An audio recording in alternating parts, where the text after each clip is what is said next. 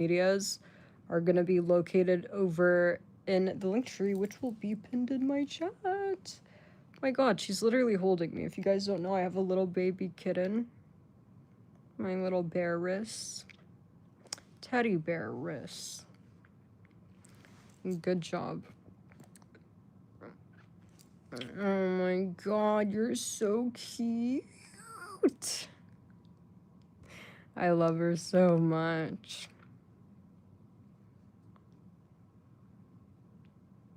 Yeah, make sure you guys are double tapping. She's adorable. Guys, do you guys see this? Oh my god, she's so beautiful. You're my baby. My little ray of sunshine. She's my wristy wrist. But yeah, no, I love that cat so much. You guys have no idea. Like, she is actually the love of my life.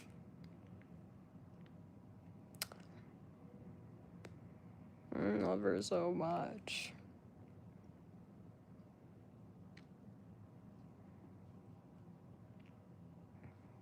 She is so cute.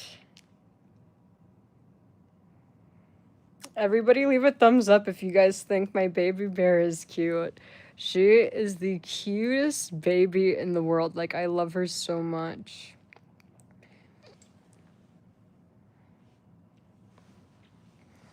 Anyways, you guys. Welcome back. I need to put this on the chart. Oh, I don't want to leave her. My baby girlie. You're my sugar.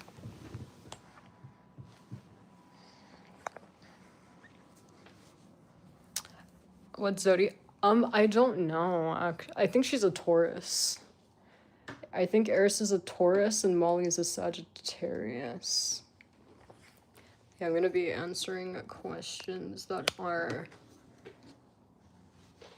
appropriate. So yeah, if you guys need any advice, or give me a sec.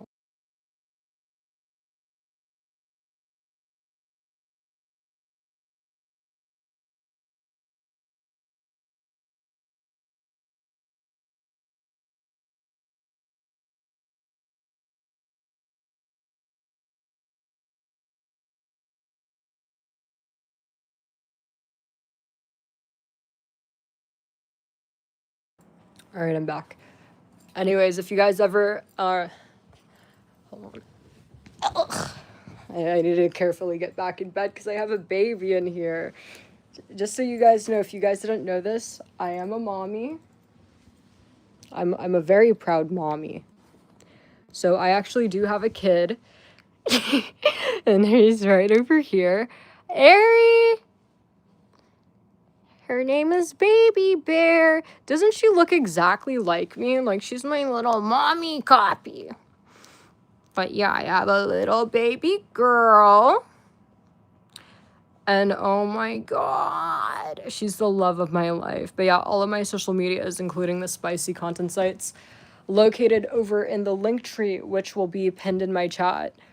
Make sure you get VIP if you guys want the full experience. But yeah, let me know. So women do not care about height. So I feel like, you know, oh my god. Man, like, this is gonna be a long one. I'm gonna set you up. Set you guys up because this height thing, man. You guys know I have a lot to say about this. Okay, so, is she settled? Okay, so, women do not care about your height. They don't. I think that, you know, with men and this height thing, I do think that they're... Oh my god. But yeah, all of my social medias, including the spicy content sites, located in the link tree. Women do not care about your height. I feel like with men and this height thing might be a little bit confirmation bias going on. On God, I have never met a woman in my life that liked a guy because he's tall or cared about that. I think what happens a lot is I think that men in general get rejected a lot, right? Men in general, it's nothing to do with height. A lot of you guys just get rejected, right? A lot of women are just not interested in men. And since the dawn of time, men have always been more interested in women than women have been in men.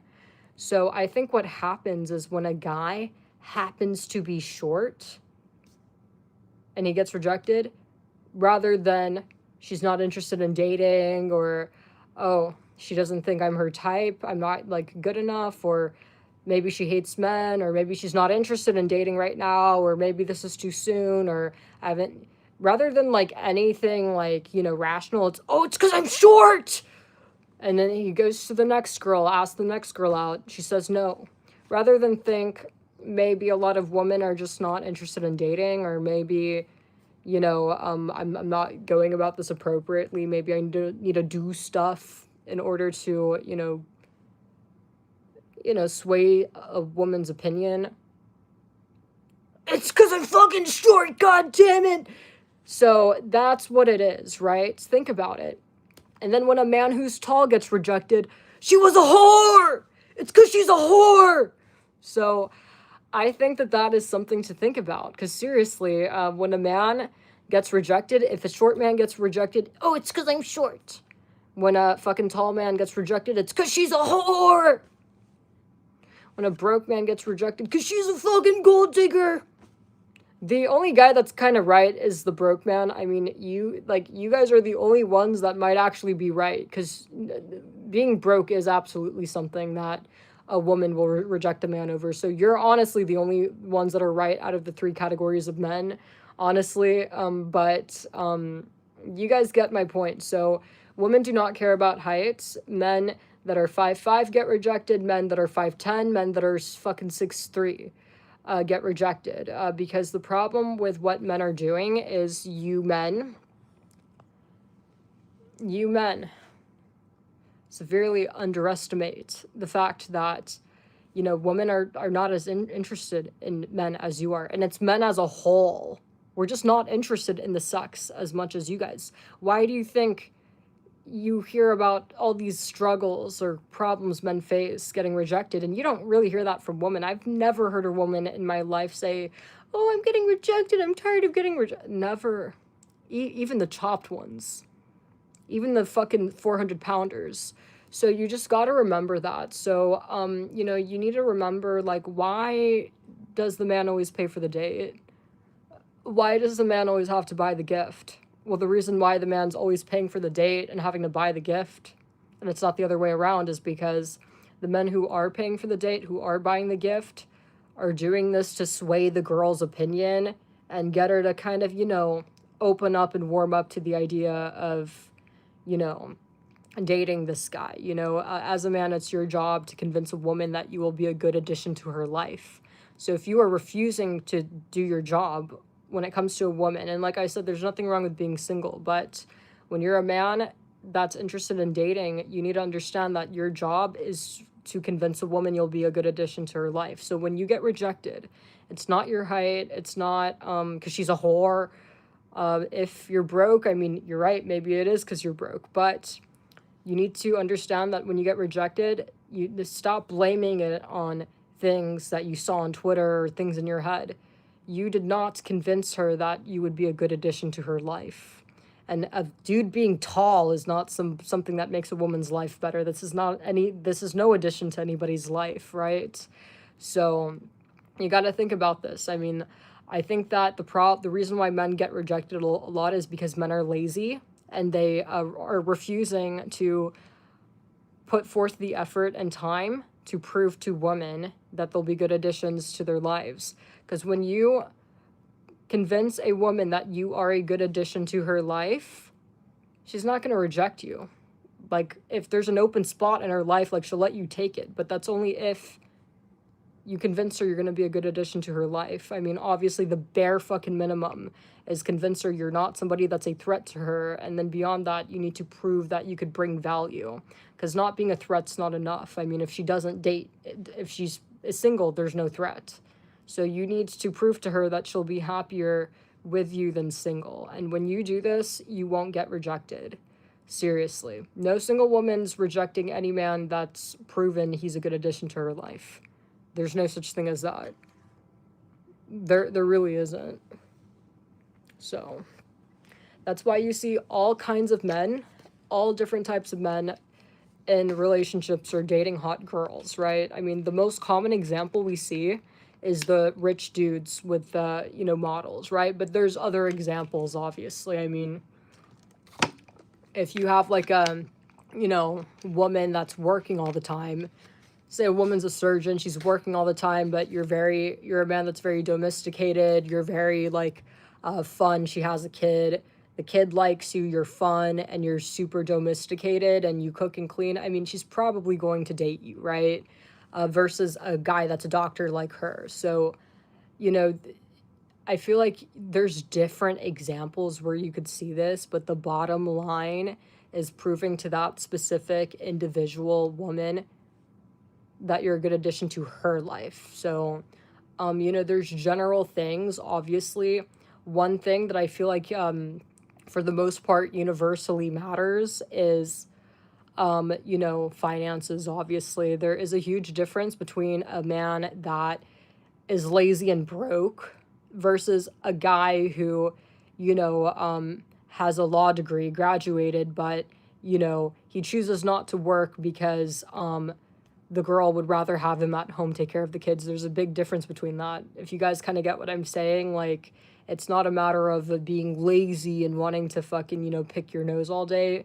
It's out of this is what's convenient. And when a decision like that is made out of this is what's convenient, you're going to get a quality return, not come home to a husband playing Call of Duty all day. If you guys get what I'm saying, like actually doing stuff and like, making flower arrangements and shit. So, but your height doesn't matter. I'm telling you guys. And, the sad part is there's some men, no matter how many times women tell them we don't give a fuck, they don't listen. They do not listen. So it's a lot more complicated than being a good person, because it's not just being a good person. And this is another issue. A lot of men get angry when they're a good person, or they feel like they've been a good person and they still get rejected. You guys need to understand, you need to look at this like how you would look at trading and the economy, right? Or supply and demand, basic economics. Being a good, safe, trustworthy man is not enough to get you a girlfriend, because listen, if she stays single, she'll be free of grape. Marital grape and these things. If she stays single, she will be free, zero risk of, being harmed by a man. So you need to not only be a good person, but again, beyond that, I mean, depending on who the girl is, you need to prove that you will be a good addition. The word is addition, not that you won't ruin her life. So if just being a good man was enough to get a girlfriend, you would only have to prove that you won't fuck up her life, right? But it's not needing to prove that you won't completely ruin her life. It's needing to prove you're a good addition. So when you could figure out how to do that, the girl will date you. She's not going to leave the spot empty for no reason or for nothing. And no women are ever really holding out till they could find better. I mean, a woman who's single, she's single because, she hasn't seen any men that she feels are worthy or a good addition to her life. So when she sees one that is, women are generally, like, all kind of happy to let you fill the spot. So you'll never see a woman be like, nah, let me wait. Let me wait a couple more years, see if there's a better, like, you're never going to see that. So, so in a way, I mean, to some people, like, you guys might look at this as good news because it's easy, Now all you need to do is, rather than go online and complain all day, take that energy and effort into, this is why I think that the smartest strategy is to, kind of be quiet and learn about the woman, get to know her and learn everything you need to learn to become that good addition to her life.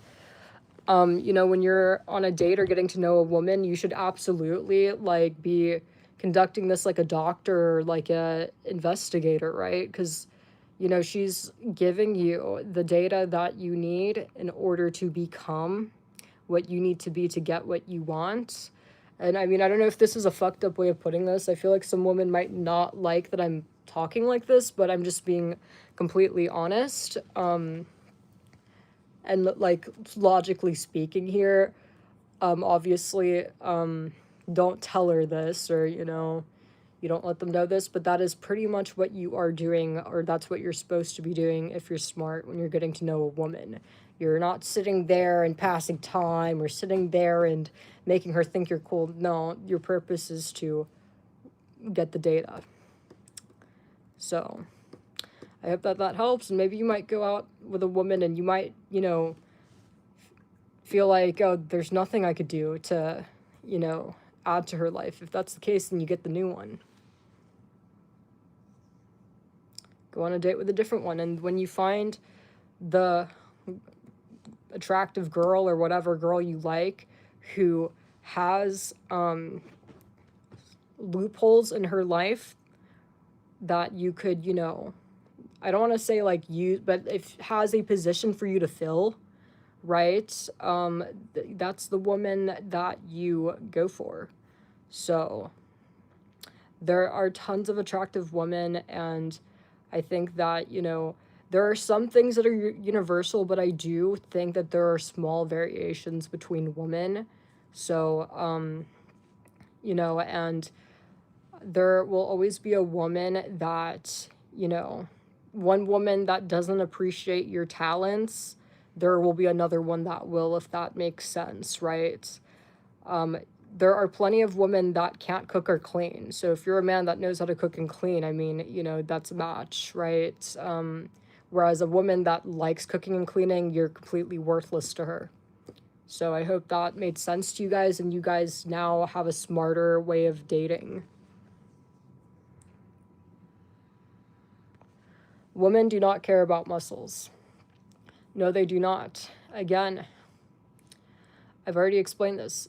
If you want a woman to date you, she will date you when you convince her you're a good addition to her life. Until you prove to a woman you're a good addition to her life, she will not date you. And then also sometimes you might not even get the first date because some women are just not emotionally available. So, I mean, one, you need to understand and be able to accept that some woman, I mean, no matter what the situation is, they may simply just be not interested in dating. Maybe they're going through something and they're temporarily emotionally not available. Maybe they're not going through anything, and you know, they just like being alone and they love their life the way it is. And there's nothing you could do, and you just need to respect that and just find a woman that is a little bit more emotionally available, or that, you know, is willing to give you some time so that you could worm your way in. So I hope that makes sense, but I'm not gonna lie, there are some women, I'm gonna be real with you guys, there's nothing you could do, and no matter who asked her out, she would reject every man in this world. So if she's emotionally unavailable or simply not wanting to partake in relationships, doesn't matter, it's any and every man in the world she would reject. Whether it's Musk, or fucking who's the best looking guy. I don't really believe in good looking guys, so the best looking guy, John Cena, they're all getting rejected. So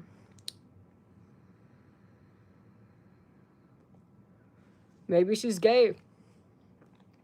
Maybe she's asexual. I mean, I feel like most women are kind of asexual, but I mean, you guys get the point that I'm making. It's just like, I feel like this really should be common sense, but a lot of men I feel like are lost. Or The Rock, I don't know, you guys, I don't pay attention to this stuff. I just know about John Cena because I have a younger sister, and she's super into boxing, and she loved John Cena. That's why I said John Cena, because she was a huge fan of John Cena. She watched boxing. I didn't really understand it, but yeah, I would never get married. So You guys need to understand that the smarter a woman is, the less likely she's going to want to get married, and that doesn't necessarily mean that she is refusing to spend time with a man, or like, you know, hang out, or like have a relationship with a man.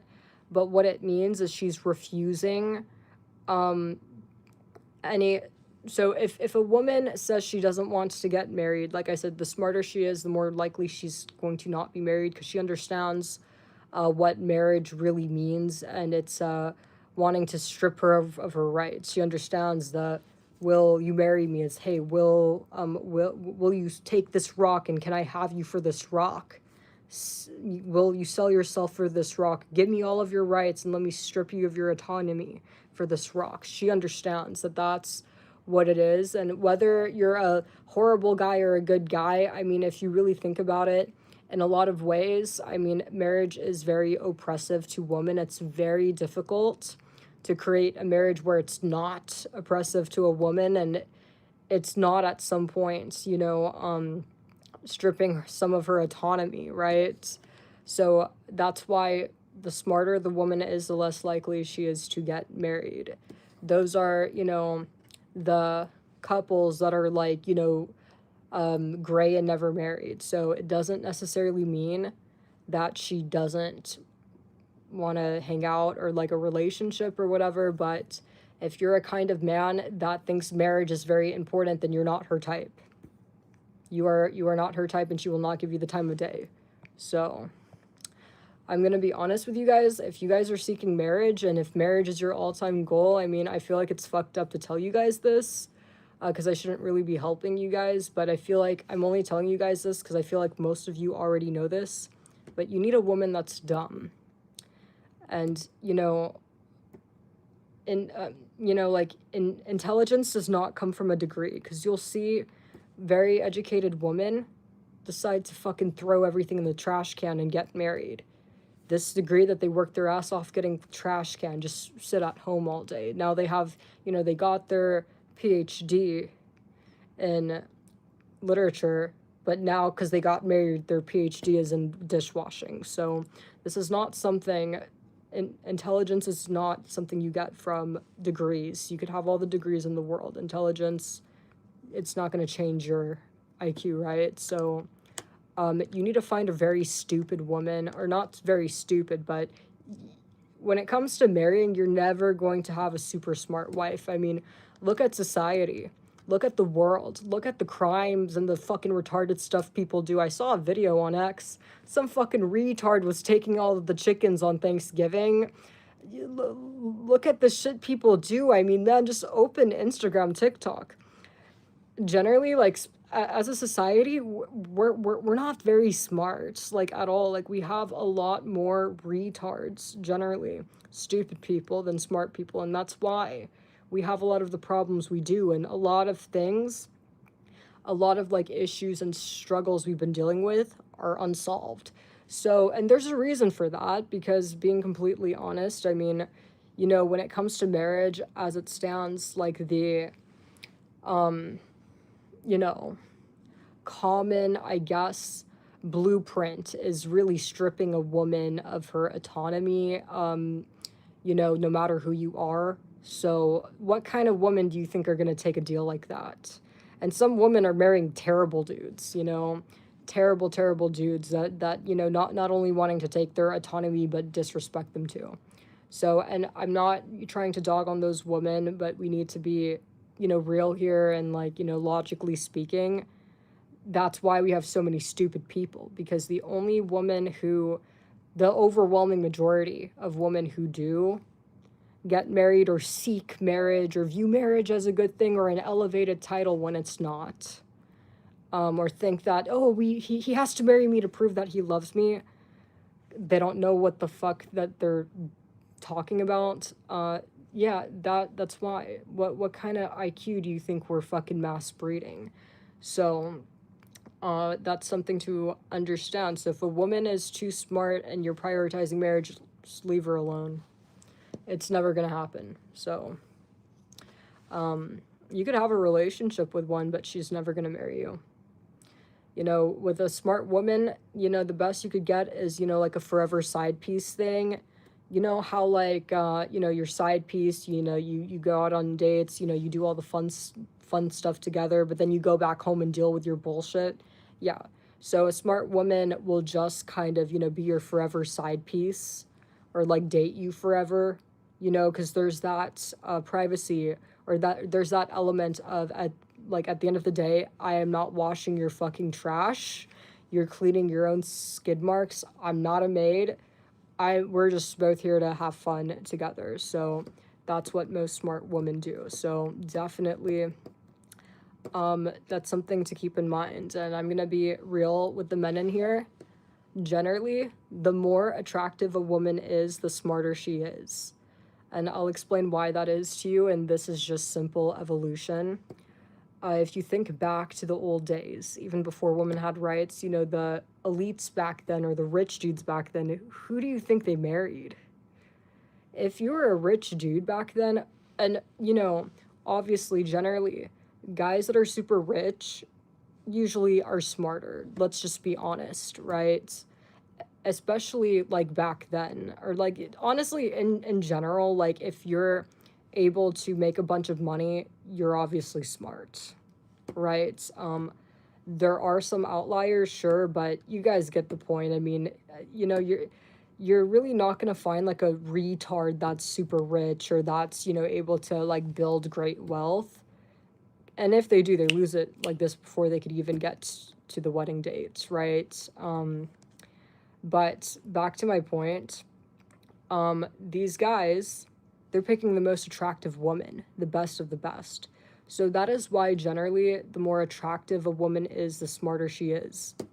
So that's a big part of why, you know, although there are a good amount of women that are still interested in marriage, a lot of men think that they're too good for those women.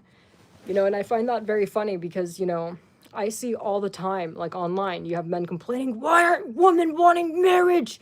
But then on the flip side, you have a lot of women, more, you know, I don't want to be rude here, but like, you know, not the kind of woman that these misogynistic men, like the kind of woman that men believe that they're too good to date, right? You know, there's nothing wrong with them, but, you know, looking from the male perspective, like homely looking, you know, those girls are begging for marriage, wondering why don't men want marriage anymore? Why aren't men serious? So, you know, you gotta think. And the reason for that, how is it we have so many men complaining about women not wanting to be married, but then so the equal or more amount of women complaining about men not committing? The more attractive a woman is, the smarter she is. So you just think you're too good for the women that do want marriage. So, and it's true. It's all true. I mean, and you guys know it too. If you look at the majority of married couples, and I'm not talking the outliers, right? I'm not talking the couples in the gated community. Like, obviously, the higher you go, the more attractive woman you'll find, but that's not the majority. If you look at the majority of married couples, I mean, let's be honest here. And remember, your neighborhood of gated community, or your friend that lives in a gated community, those are outliers. You know, we're talking, you know, the general population, the overwhelming majority of marriage or marriages. I think you guys know. I think you guys know. So it's the chops, the choppies. You know, yeah, it's very true.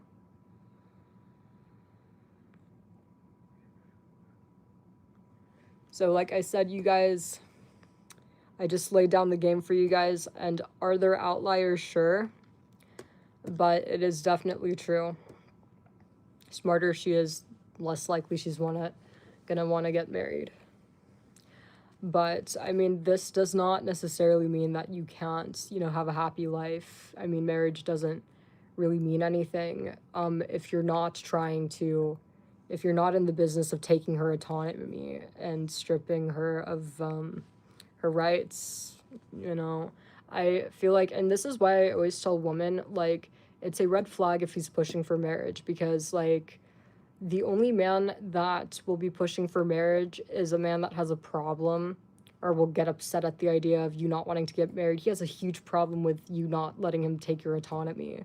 Because I feel like a well-intentioned man is just happy to spend time with her, because at the end of the day, it's like there's, a contract doesn't change your relationship. You're only making it harder. And it's a very bad contract too. It's a worse contract that, they give to rappers, honestly. You got to think about this kind of stuff. So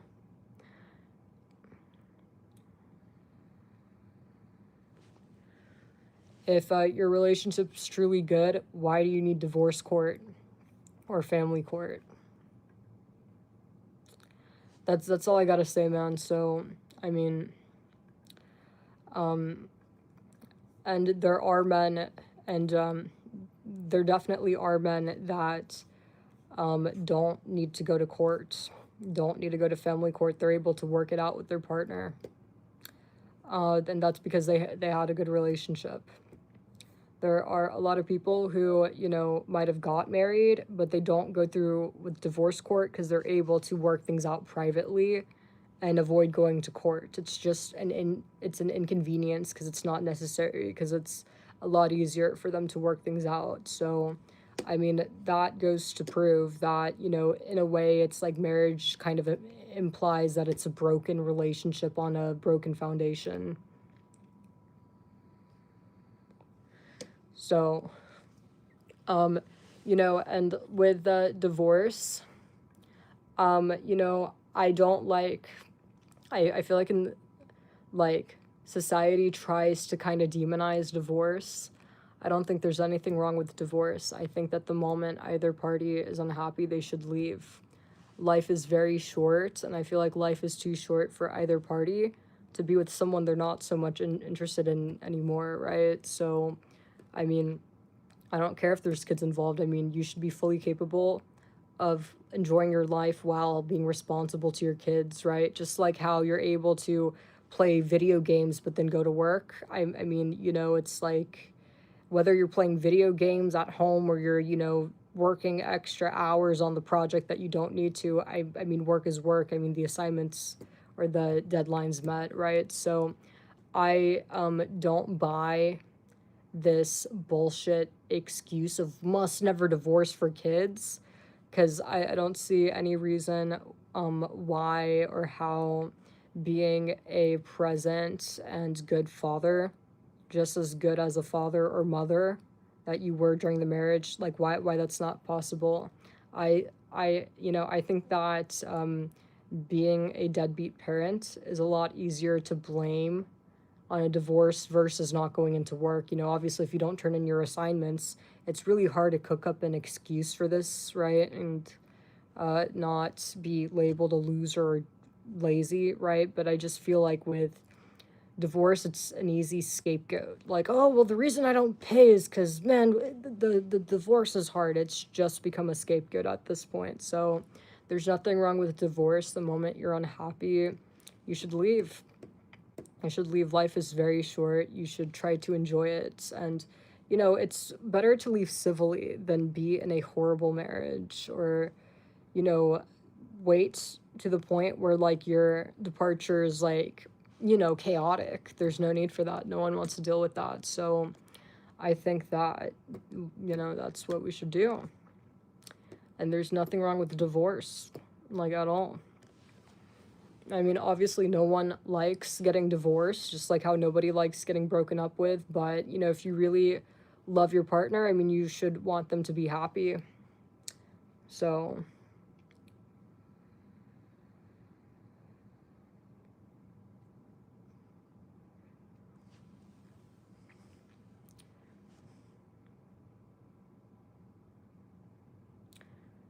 that's all I gotta say. Any other questions? So yeah, if your idea of love is how they treat people in prison, that right there is why the smart women don't want to get married. So do you guys see how so many men kind of try to make leaving a moral thing? which is fucking ridiculous. It's like, you're a bad person, or you're a pussy bitch if you leave, man, if you don't fight. Like, it's outrageous, right? It's like, not leaving, staying is like above everything. It's what's moral, it's what's right. You're lazy. Like, it's happiness doesn't matter, staying does. Practicality doesn't matter, staying does. And it's ridiculous. It's to the point where families will fucking, it'll be at the expense of the kids. Do you guys think any fucking kids want to watch their parents fucking scream all the time and get headaches? No, I bet you if you're fighting with your wife like this, your kids are probably wishing you guys get a divorce, honestly. They want you to get a divorce. Praying for it. I know me. When my parents would fight, I was like, man, like, when the fuck are they gonna get a divorce, bro? Like, and I was a little kid, because I don't want to hear it. So you guys kind of get what I'm saying. Like, no one, and I'm sure if you had parents that fought, I bet you kind of wish that they just fucking go their own ways and you could just have good times with each parent instead of having to listen to their bullshit. No one likes that. So it's sad that we, prioritize not getting a divorce for the convenience of men, mainly. And will fucking, at the expense of the kids, at the expense of happiness, at the expense of, honestly, like, our morality too, because men claim that they marry in the name of love, but this whole concept of marriage, the entire structure is, really oddly, mysteriously the exact same as the structure that they have in the prisons. When you get sentenced to prison, you're not allowed to go. You can't do this, you can't do that. If you try to leave, you're in trouble. You got to go to court if you try to leave.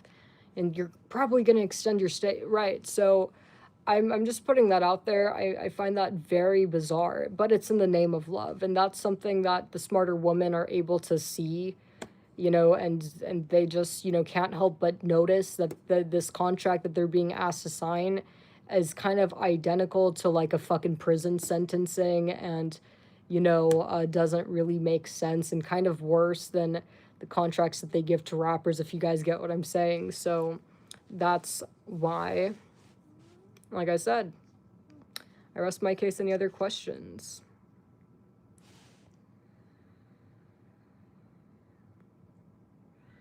Your father?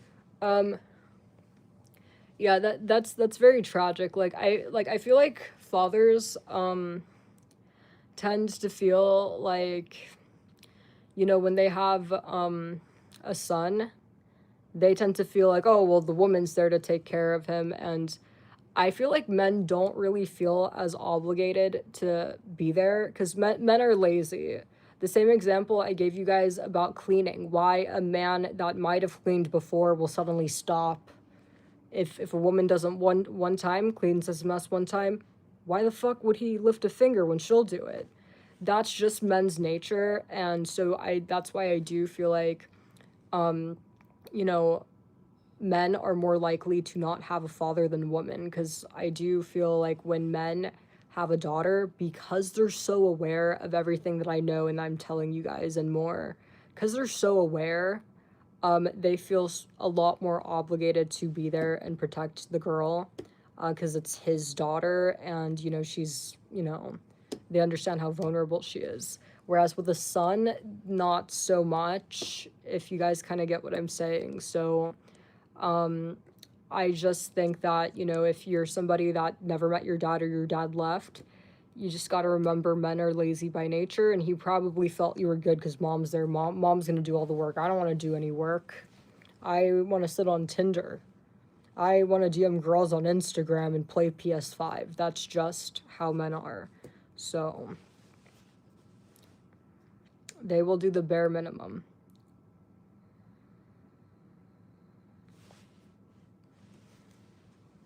Should a woman sleep around? No, obviously not.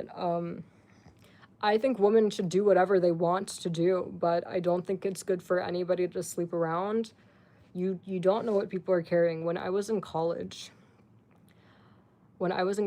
back in my college apartment, you guys need to listen to this, especially if you're a whore, a promiscuous man.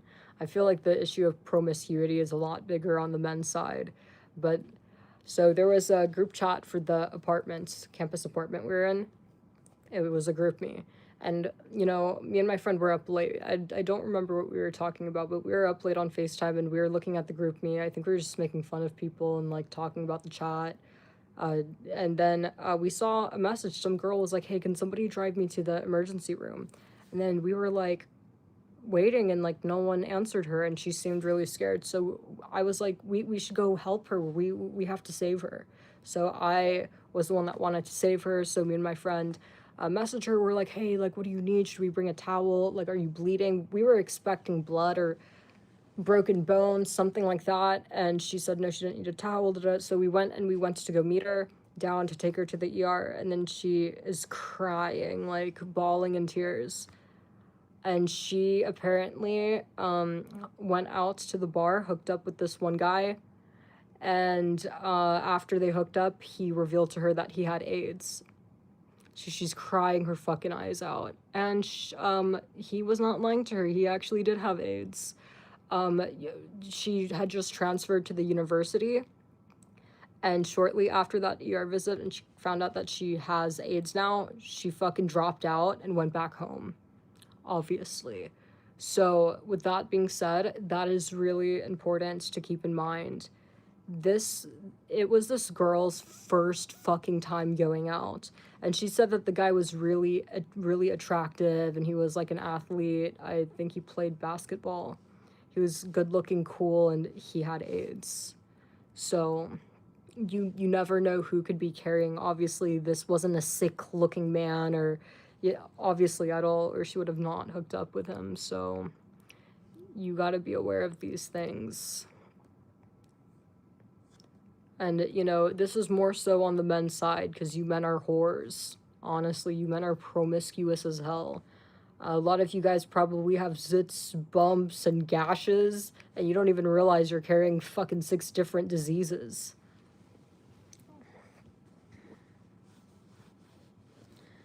So, I mean, yeah, if you care about your health, you should just use your hand.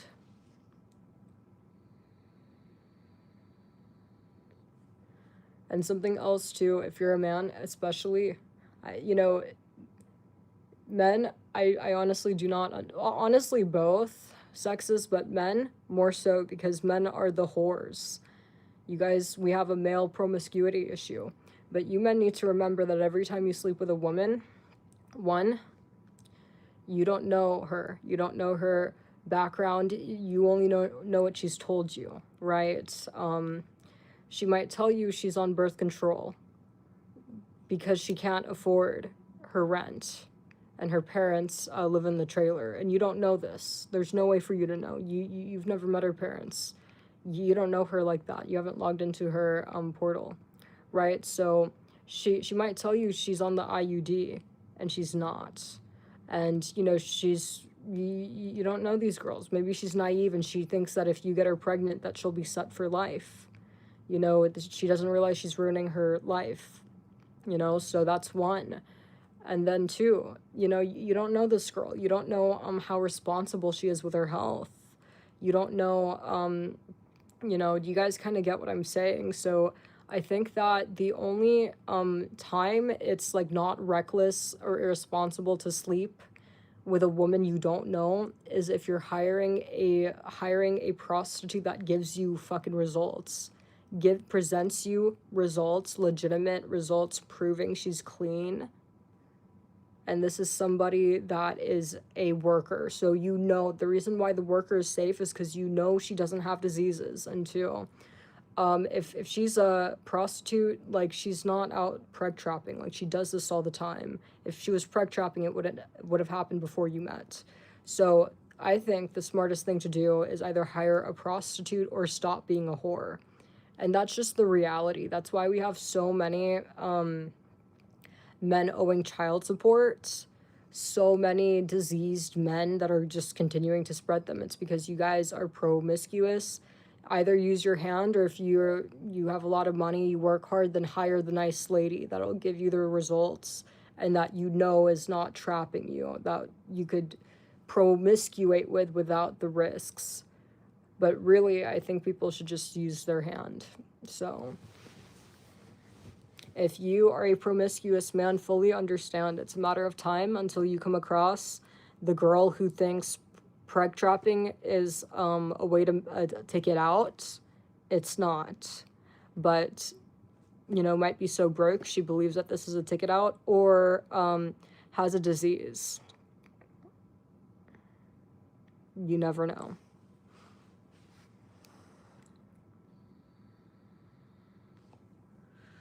Any other questions? All of my social medias, including the spicy content sites, located over in the link me, which is pinned in my chat. I don't do OF, I use Fansly. Any other questions, you guys?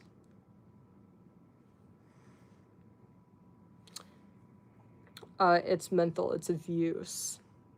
But yeah, the spicy content site, so like I said, I don't do OF, I do Fansly. What is Fansly? The exact same thing as OF. When you click on the link me, I'm pretty sure it should be the first link. It literally says Fansly in all caps, so.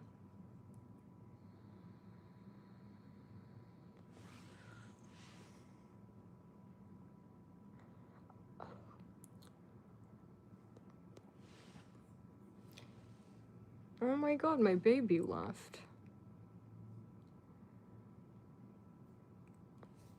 What was I gonna say? I think that men who ask women for oral sex do not respect them and are weird and like mentally deranged, honestly. I've obviously never done that, and if you're a girl, no man that respects women and that isn't like deranged is asking for that, honestly. I mean, and you guys know it too, honestly. It's like guys that are into that don't respect women, a little bit deranged, and maybe a little bit closeted. I'm just being honest. Maybe DL. So it's just, that's another, so a man that's pushing for marriage and a man that's interested in oral, you guys know, are red flags. He either doesn't respect women or maybe he's closeted. I'm just putting it out there, and closeted men tend to be very abusive. So tomato, tomato.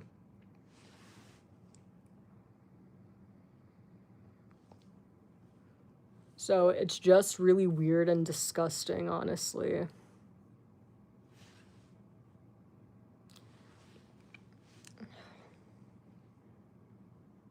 And I actually met a guy who, the girl he was dating, he would like talk shit about her, be like, most of the time I just ask her to suck it because she's so disgusting. So fully be aware of that. Obviously he doesn't respect her and wasn't very attracted to her, whether it's because he's closeted or, he's, I don't know, man. Like, I'm just putting it out there. But yeah, I don't think men that are attracted to the woman they're with and not deranged and abusive are interested in that.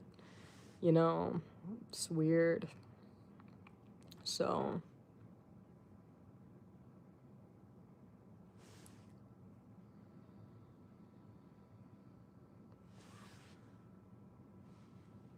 the man pushing for marriage is not doing the right thing. Having the woman you claim you say that you love, fucking trick a fucking poor retarded woman into trading herself for a rock. I don't think that good men, honest men, exploit the stupidity of somebody they claim they love. So I'm just putting it out there. If like the girl's pushing for marriage and you're just doing it to keep her happy, like, that's one thing. But if you're the, you know, I think that those cases are rare. I think most of the time it's the man pushing, kind of, you know, oh, I'd love to marry you. I could see a life forever. You're such a wife. Wifey for life. Like, it's mainly the men, and, you know, he doesn't respect you. He doesn't. If he respected you and the relationship's so good and he liked you so much, there's no need to fix what's not broken. But there's nothing there. So, yeah. People will never fix what isn't broken, so you always got to remember that. So, if everything's perfectly fine, but yet he's pushing for marriage, I mean, don't be shocked when, you know, after you marry him in a couple months, he's a completely different person. I'm just gonna put that out there, because what the fuck, why do I need to sign a contract? I thought we were both happy. Why are you giving me a contract? Why aren't we just doing the relationship? Why are we stopping that, and now you're trying to get me to sign a fucking contract? Why are you trying to get me to sign above the dotted line? So it should make you think. So I'm just putting that out there. You know, if you're smart, don't ever get married. You know, honestly, there's no situation. I don't care if the guy's rich. At the end of the day, money doesn't mean anything if you're unhappy. Did you guys know that women that are prescribed the most depression medicine are wealthy wives? The most depressed women are the wives of wealthy men. So, and obviously, I don't think they're depressed because their husband's wealthy. I think because their husband's wealthy, they're able to afford care. They're able to afford the hospital, able to afford the medicine, the psychiatrist, right?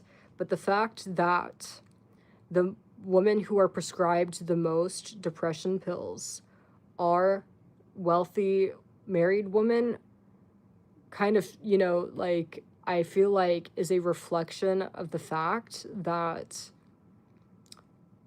it's not a good deal. It's not a good deal, and even if he's rich, that's not going to change the fact that it's not a good deal. Does that make sense? So you guys kind of feel what I mean. It is honestly really difficult to have a healthy, non-oppressive marriage. You know, even if you're a good guy, it's going to be very hard to, you know, be married to a woman while not fucking, you know, taking her for granted, fucking, you know, trying to fuck with her autonomy or strip her of her rights. It's hard. It really is, because marriage kind of makes it impossible to do that. Think about it. So even if you're the best guy in the world, but most men who push for marriage are not at all, are really exploiting a retard is what you're doing. So if you loved this retarded woman you asked to marry, you would have not exploited her stupidity. You would have not exploited the retarded woman you claim to love. So you love that she's retarded, so you can't exploit her. But you don't love this retarded woman.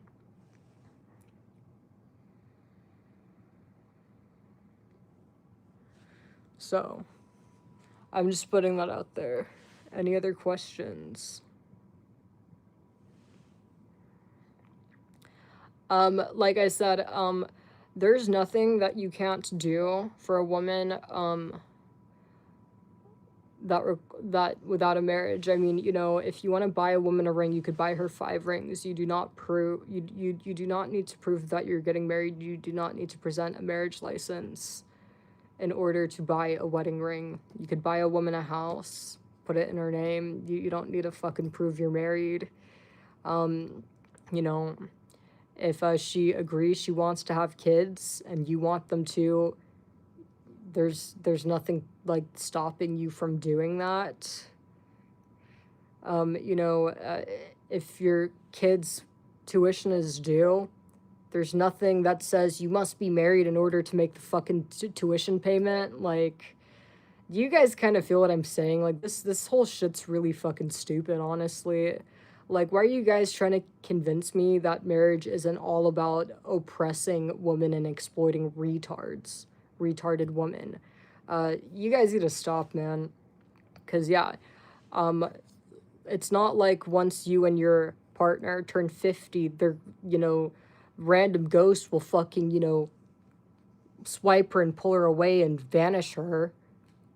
You can't be with this woman past 50 or past 30.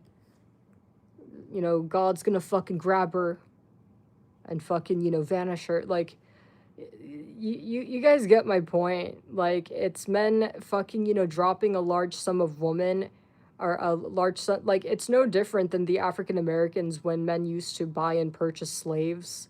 The only difference is, yeah, you can do a divorce, but that's really it, is that, yeah, you could divorce, but unfortunately the kind of men that exploit the retarded woman are the kind of men that make sure, make it as hard as possible for the woman to, get the divorce. So, like, I'm just putting it out there, like, when you are needing to use marriage as a crutch, you've pretty much proved that your relationship's failed already. This is not a relationship. It's pretty much, you just got the fucking stamp of fucking, pathetic relationship, fake relationship, no love, stamp of failure. You just got enough. Because people that are happy, people that are healthy, don't really, like, need a crutch. They have their two legs to stand on, and a happy relationship we need to have this organized. Why do you need a government involved for? Why do you need a government to babysit you? So in no scenario is marriage necessary. You're just paying a lot of money for a female retarded slave. Honestly, a female retard hostage. A lot of money. And it doesn't work because you're right, women do still get the divorces. So you just showed your ass, honestly, and wasted your time. So, joke's on you guys, low-key. So there's no escaping the reality that in order to have a woman forever,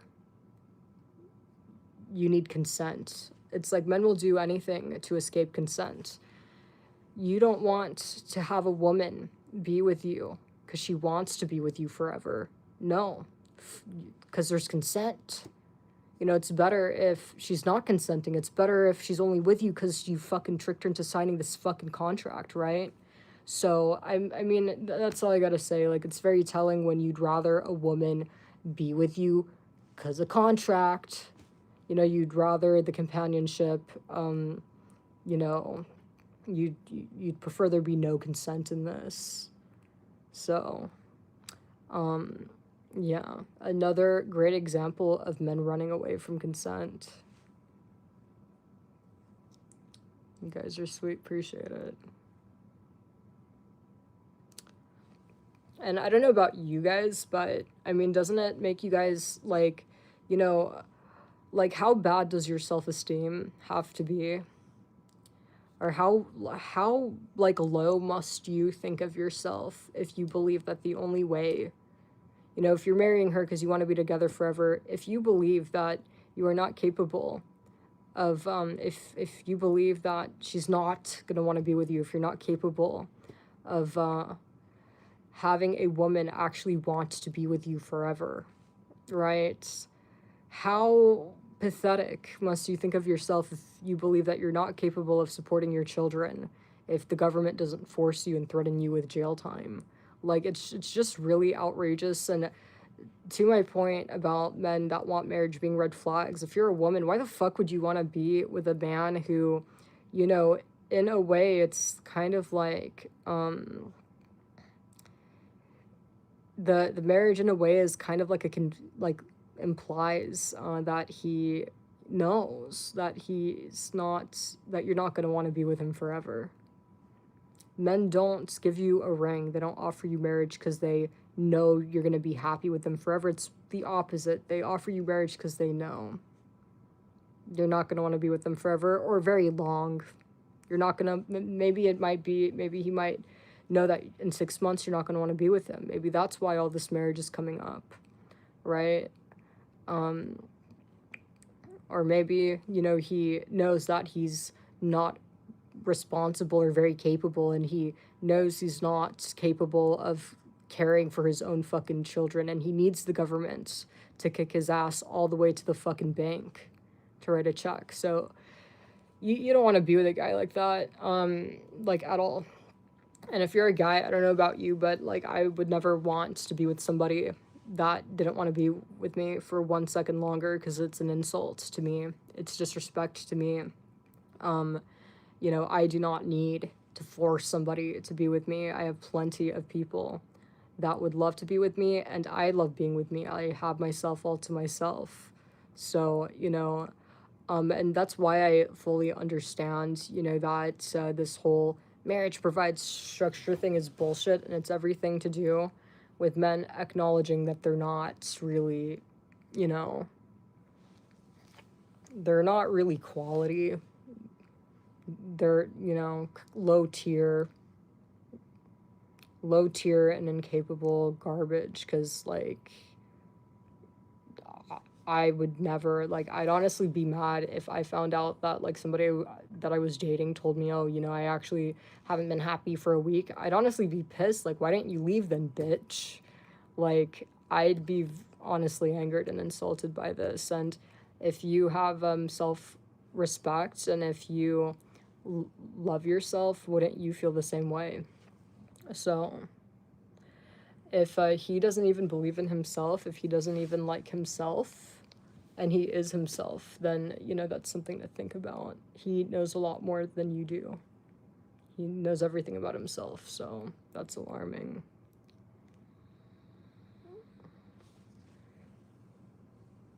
So again, I would never get married. I've literally made this very clear.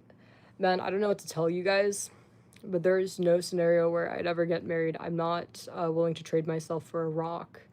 I mean, if a man wants to sell himself to me, I mean, we could do a clarage. If he wants to, you know, legally become my property, I mean, you know, I'd be down to own a plantation of maybe like five men. We'll do 5 at first, and then I'd scale up. So something like this, I mean, honestly, I mean, I'm more open to that, you know, if men want to sign their souls to me.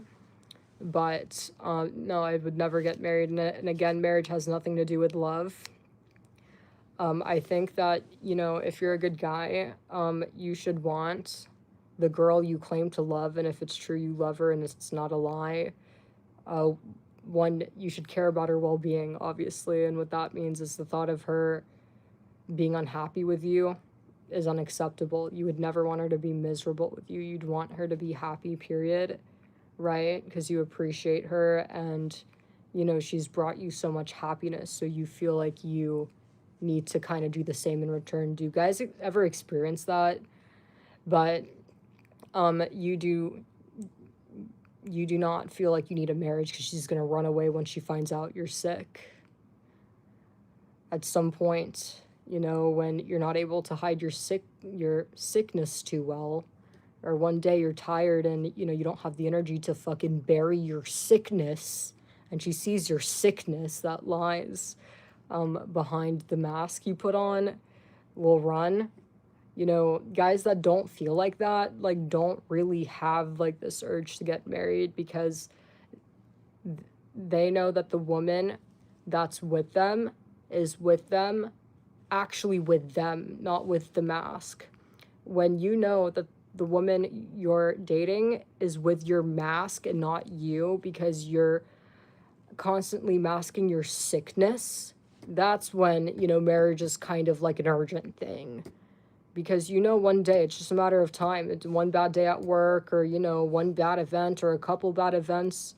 You know, it's hard to fucking keep a mask on all the time. Like, literally, I don't think anybody could do it. So that's what it is, you know. So when you know that you're liked for you, and she's not going to leave you, you don't feel the need for a marriage. You don't want marriage. It's inconvenient. So good men see marriage as a headache, makes no sense, unnecessary, fucking, wasting a bunch of money for no reason, money that I could just directly give to my partner and generate more happiness. You know, I'm sure, like, your wife would rather, if you're gonna spend 100K on a wedding, I'm sure she'd rather you, like, buy her, like, a car or, like, buy her something nice. That would go a lot further. And you could literally spend half of that and make her a lot happier than a wedding. So there's more practical uses you could put to that money, or give it to your kids. Not have kids fucking need to take out loans for college. Like, logically speaking, a man that's not sick sees marriage for what it is doesn't make any fucking sense and a huge waste of money. Because it doesn't make any sense. It's like, would you spend 100K on a party? I wouldn't. Even if I was like, even if I won the lottery, I'm not spending that money on a party. I'm just not. I'm not fucking gifting free money out so other people can enjoy their time at my expense. I'm not doing that. So, especially if I don't gain anything out of it. That's all I gotta say. But any other questions?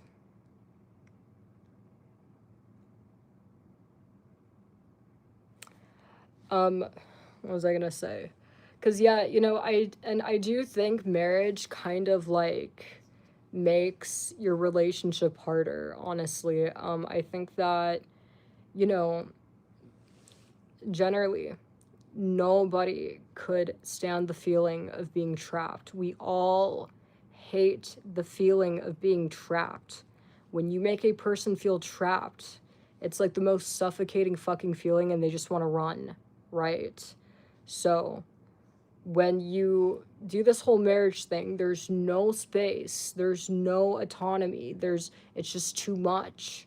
You guys don't think that contributes to, kind of ruining the relationship. Like, that's why a lot of people, might have had perfectly good relationships before the marriage, but then once they get married, like, they're no longer happy, right? Because you're being suffocated, you feel trapped. It's not healthy. Like, the entire structure is the same structure like in prisons. You can't leave. You must follow these rules. And it's really fucking hard to not feel trapped and suffocated in a situation like that. There needs to be space and there needs to be autonomy. Otherwise, like I said, I mean, it's hard to explain the feeling of being trapped if you've never like experienced this, but it's terrible. And, if just one out of the two parties feels trapped, the entire relationship, it's ruined.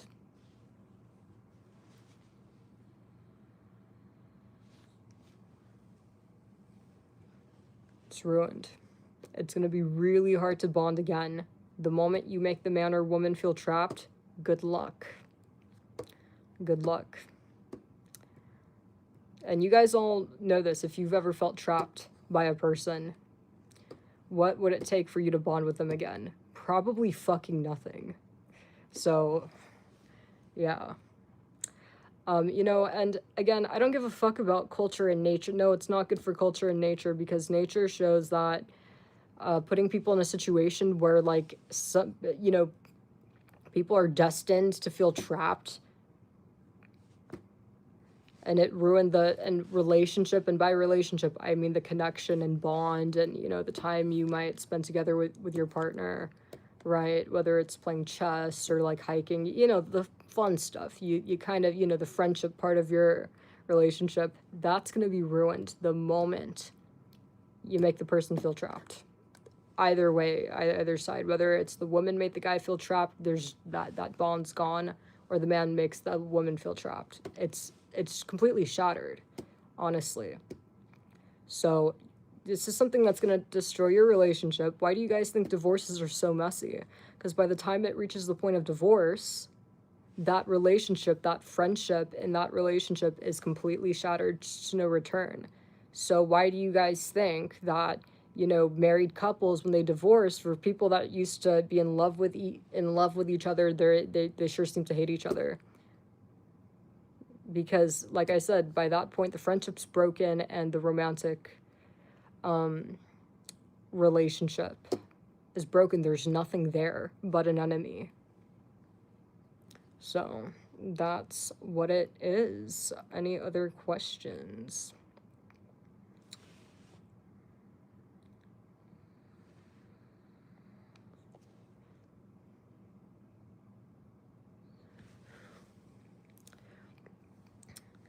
You know, I'm glad I'm able to educate you guys. Like, honestly, I've always thought this was common sense, but, you know, when I started going online, or I got, you know, came on the internet, that's when I realized, damn, like, this is, like, probably, like, you know, what's the word? Like, out of this world info.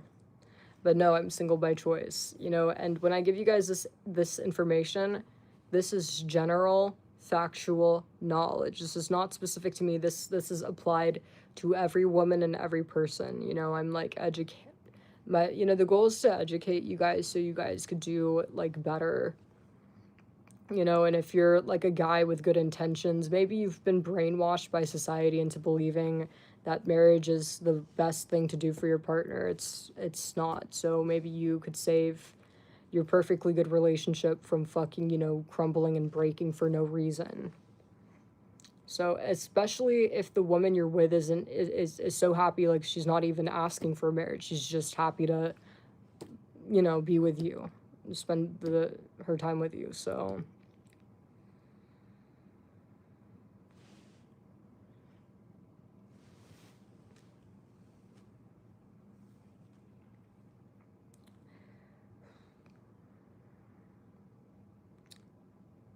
any other questions you guys have? I literally just went on about how marriage is bad. I would never get married. I'd honestly rather die. I'm not joking. If I I swear on my life and my cat's life, if I was asked right now, you must get married or death penalty. The chair. Make sure you charge it extra. If it's the shot, give me two. I don't want to take chances. So I'm being completely real with you guys. So I would never want to get married, and, you know, the only men that are insistent on marriage are horrible men. They know that no woman would willingly want to spend their life with them. They hate consent. They have a big problem with consent. It's another avenue of running away from consent, because they know that they are incapable of being able to get a woman to consensually want to be with the guy forever. So, like I said, in marriage, make it harder. It's another way to evade consent, because you know that, you know, once she sees your sickness, oh, it's going to be harder to leave. Or some men might be delusional and think that they could convince a woman to never leave. They could just wave the Bible around like, you can't leave me, you can't leave me. Look at my Bible, you can't leave me. La la la, yeah, you can't leave me. God said I'm leader. I am the leader of the studio apartment. You can't leave me. You can't leave me. Like, I do think most of the men that push for marriage are delusional, and they really do believe that, you know, they're free to take off the mask and show their sickness. And when she's like, oh my God, I'm horrified. I had no clue that you were a piece of shit. You fucking lied and pretended to be someone you weren't. I don't want to be with you. You can't leave me. You can't leave me. The Bible says, look at my Bible. You can't leave me. Like, they really think that they're going to do that. And she'll be like, oh, really? Damn. Your Bible said I can't. Oh, well, I guess I'll just fucking, you know, I guess I'm just property now. Like, they actually think that that's how it's gonna go. This is how they think in their heads. Why do you think the divorce rates are so high? The majority of men getting divorced are these guys that know that, you know, that they just put on a fucking act for this woman, and this woman has no clue that he's secretly pro-life. He secretly doesn't believe women should have rights. He secretly thinks women are retarded. And it's probably reinforced a bit. You know, the misogyny, I'm going to be honest, is probably a bit reinforced because, you know, generally speaking, like the majority of women who do get married to, especially these kinds of men, these kind of bad men, especially, these are going to be who the retarded women are marrying. Look at my Bible.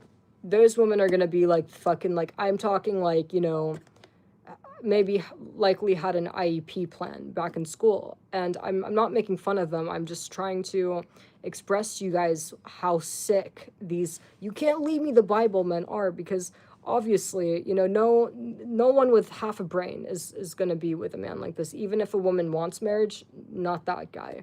So the girls that are marrying that dude, like, these are women that are so stupid. And I don't say this to insult women. I'm just being realistic. I mean, you don't know, these women might have, struggled when they were younger, had an IEP plan. You guys don't think that there's women in special education? Like, who do you guys think the vault kids are in the special education classes? Who's taking all the fucking autism and dyslexia medication? Like, I'm just saying, and it's both men and women, obviously, but there are girls that have IEP plans. It's not only exclusive to men. So these sick men, abusive men, Bible, you can't leave me, being completely real. Who's marrying these men? The reality is, it's that one girl that was in special ed that you never saw because she was in a vault underground. You guys know what I'm talking about? Like, back in high school, they kind of kept the speds in a vault, and you'd only see them like when you're walking to class. You might see them kind of travel in a pack from one place to another when you're walking down the hallway, but you kind of never see them. Those are the women that these sick men are exploiting. Those are the women. Oh, derp, derp, I submit to my husband, derp, derp. I am traditional, derp, derp. Like, be real. And it's sad, but what these men are doing is they're exploiting these retarded women. And then what they do on social media is they take these girls I'm being honest with you guys.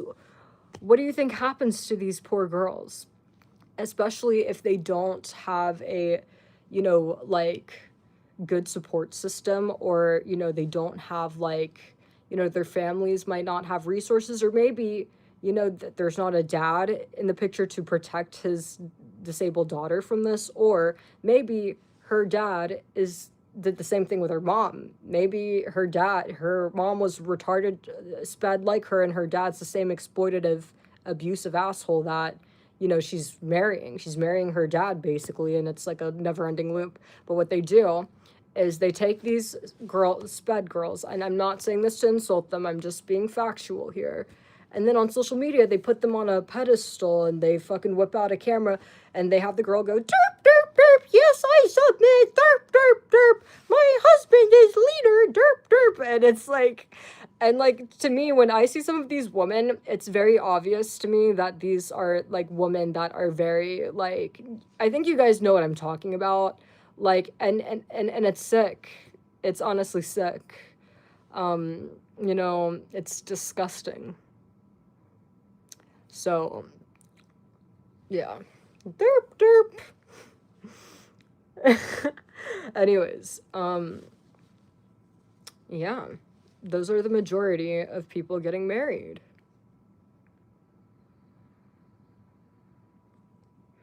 So, you don't need a marriage for anything. Keep a woman with you forever, not by a shitty contract, and fucking trying to exploit her. Just be good. Just be good. And if you're not a good person and you're very sick inside, just go to therapy. Go to therapy. And I mean, if you have a conscience and you're sick, then, just fucking, keep it casual then. Keep women at a fucking distance. Oh, I said derp, derp, not chirp, chirp. Derp, derp, DRP, derp, derp. I am a traditional derp, derp, derp woman. And it's like, yeah, like, these women are very obviously, very likely, like I said, had IEP plans. And I think we all know this. I know it's mainly men in here, and nobody understands that better than men, honestly.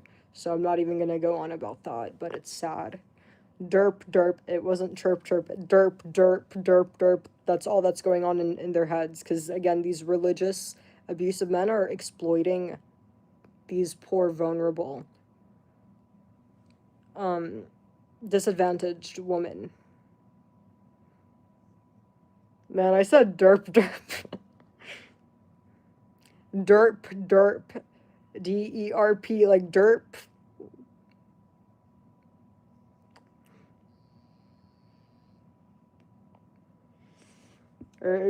Man, like, there's nothing funny about this. I mean, I think it's sad, man. What do you guys mean? The IQ test that I took? Man, I probably, yeah, like, I just fucking went on Mensa's website and I just took their IQ test. I mean, those were the results. I mean, I obviously, just so you guys know, because I saw a comment a while ago, someone was like, oh, that was very fast. You guys do know, obviously. So I took this IQ test on live, and, like, the actual duration of the IQ test was, like, 20, 30 minutes, right? I didn't want to fucking just post the entire 20-minute, 30-minute live. It's too long and unwatchable. So what I did is all of the parts where I'm, like, looking.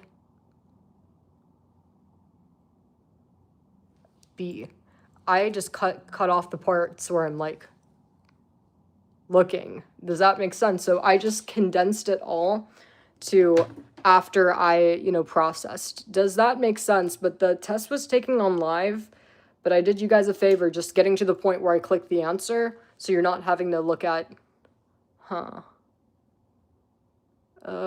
B, never mind C. So, but yeah, what was I gonna say? But that IQ test, if you guys saw it, just so you guys know, fully understand that every woman that doesn't want marriage, her IQ's probably, looks the exact same. So,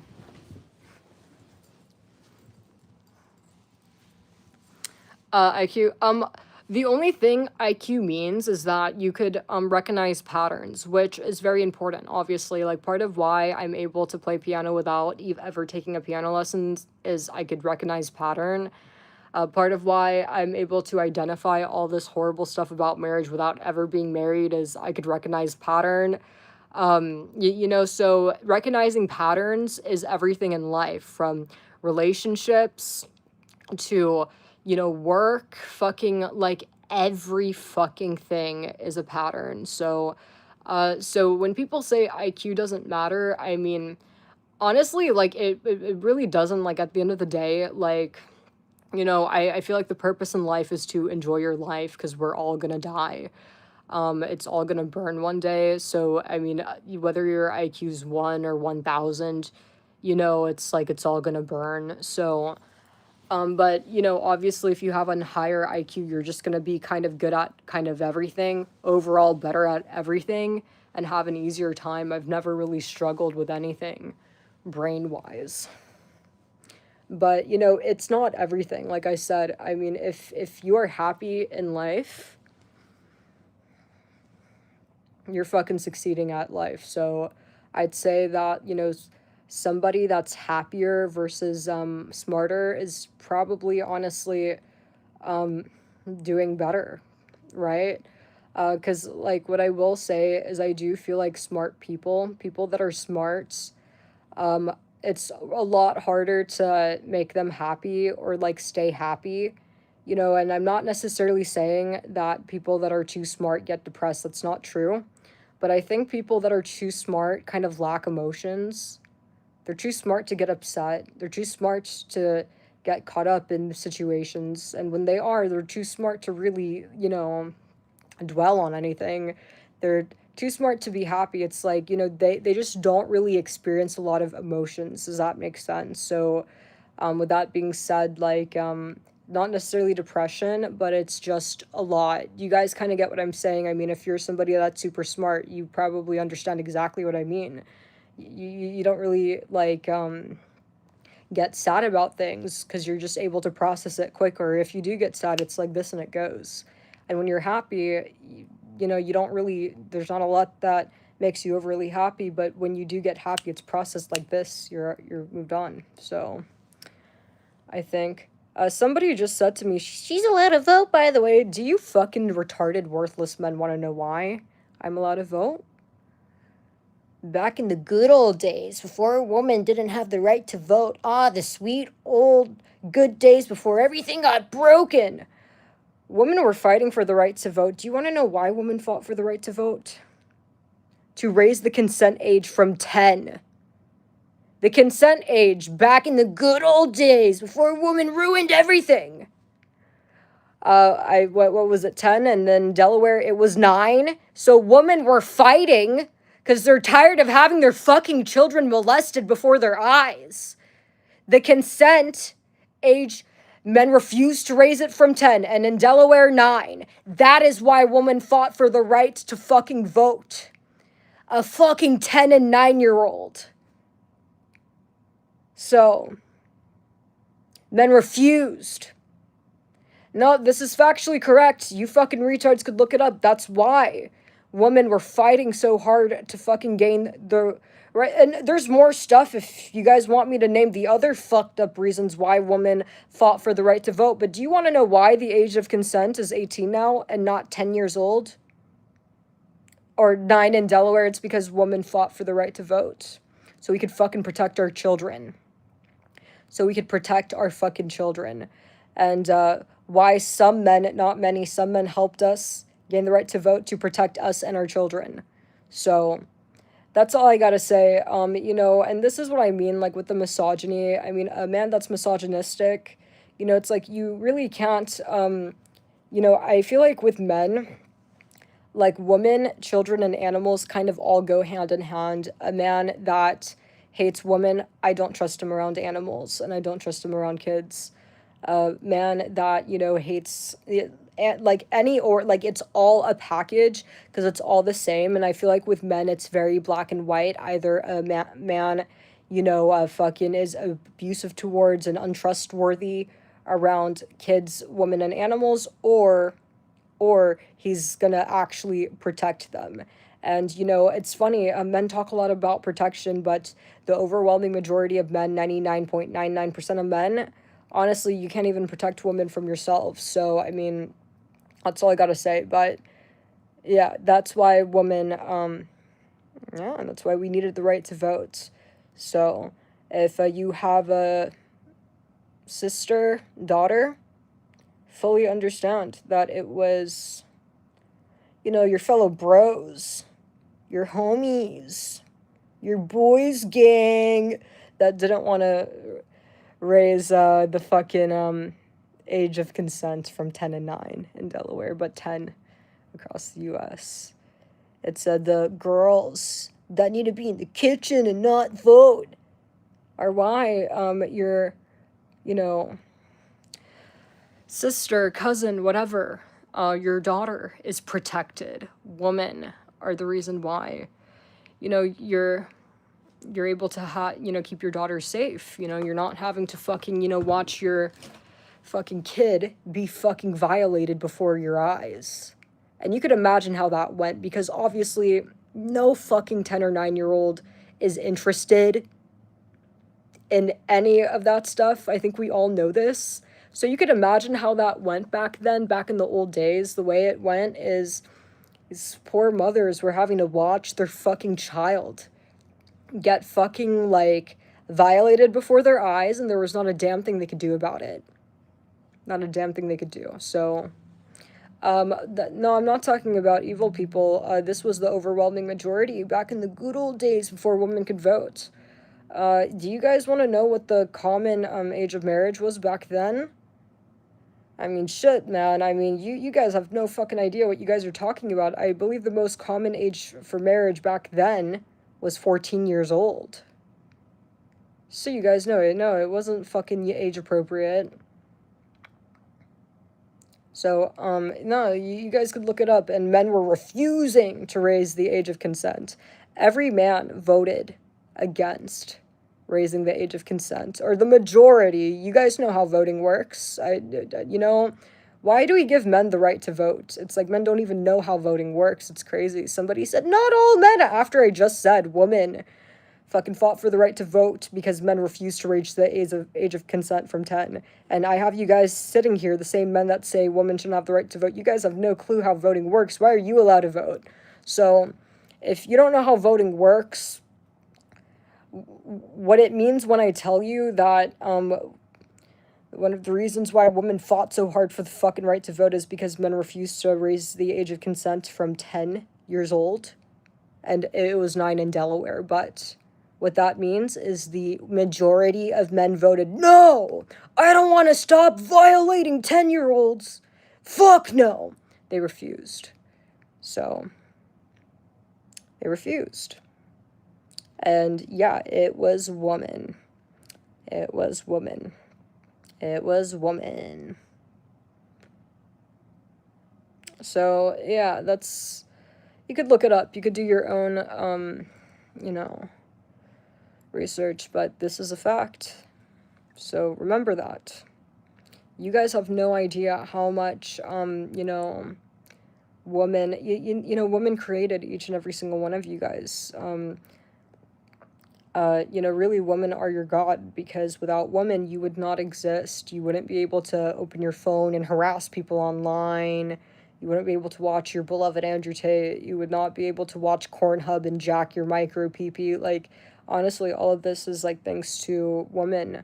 You guys benefit a lot. You have lovely content online, like Fansly and OF to enjoy because of feminism, and I know that a lot of men don't respect. I find it odd, like, when it comes to video games, like entertainment, like video games, this is very respected. But then when it comes to girls who, make OnlyFans or shit like that, it's not respected. I mean, I don't really understand that. I mean, whether somebody is spending entertainment time playing a video game, spending entertainment time watching Netflix or watching OF, or what the fuck's the difference? I mean, it's funny how only when it's corn, only when it's OF, it's a bad, disgraceful thing. Well, shouldn't video games be disgraceful too, then? I mean, it's pleasure at the end of the day. I mean, whether it's sexual or not, I mean, it doesn't really fucking matter. The point is you're burning time doing something that is not something that's a requirement, something you don't have to do. So I do think it's funny that men refuse to show any gratitude to women to the point where they will consume corn more than anything. It's their number one entertainment, but yet they demonize it. It's really speaks volumes to how, inherently ungrateful and unappreciative and selfish men are by nature. This is why I always tell people, never trust men. Even if you're a man yourself, do not trust men. And if you're a man yourself, you should know better than to ever fucking do anything for a man. Do not do favors for a man, because you need to understand that he's not going to appreciate it. And when you do a favor for a man, whether you're a man or woman, this will be expected in the moment that you stop producing whatever value it was you gave, turn on you. So, because men are inherently ungrateful and selfish.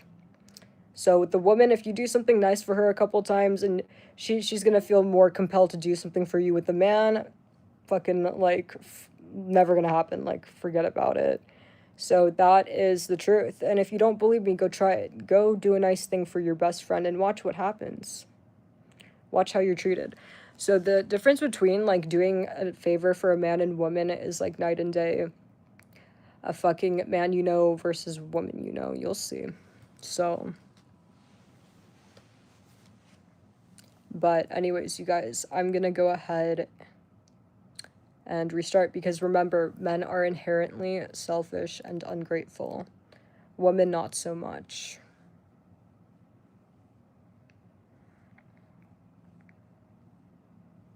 No, it definitely is a gender thing.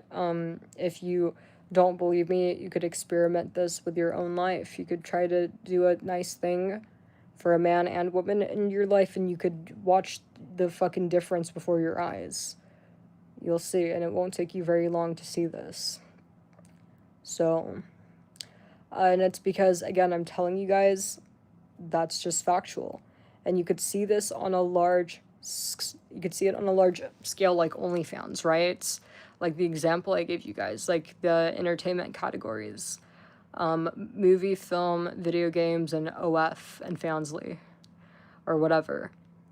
Although men spend a lot of time consuming OF or porn, whatever, it's like every single entertainment form is respected except for that one. I don't understand it. Shouldn't men be grateful and thankful that they get to experience all this, or appreciative? And you guys kind of get what I'm saying, but they're not. Men will just say, that doesn't make any sense, it's so stupid to say. Why is it? It's just so stupid, because OnlyFans is bad. Why aren't video games bad? Well, because OnlyFans is being a whore. How is making content for you being a whore? I mean, it's obviously for fucking, like, production for entertainment. That's the devil! Like back to my point, like, the majority of men, when they're asked on their views on OF, it's always like, yeah, I love to consume it, I love to suck it all up dry, but I have no respect for it and I don't appreciate it, and it's bad. So, I mean, it's just a complete refusal to, appreciate women. Most men refuse to appreciate women. And this is also shown in misogyny, with misogynistic men. Every man came out of a woman's gash. You all slithered out a woman's gash, or whatever you want to call it.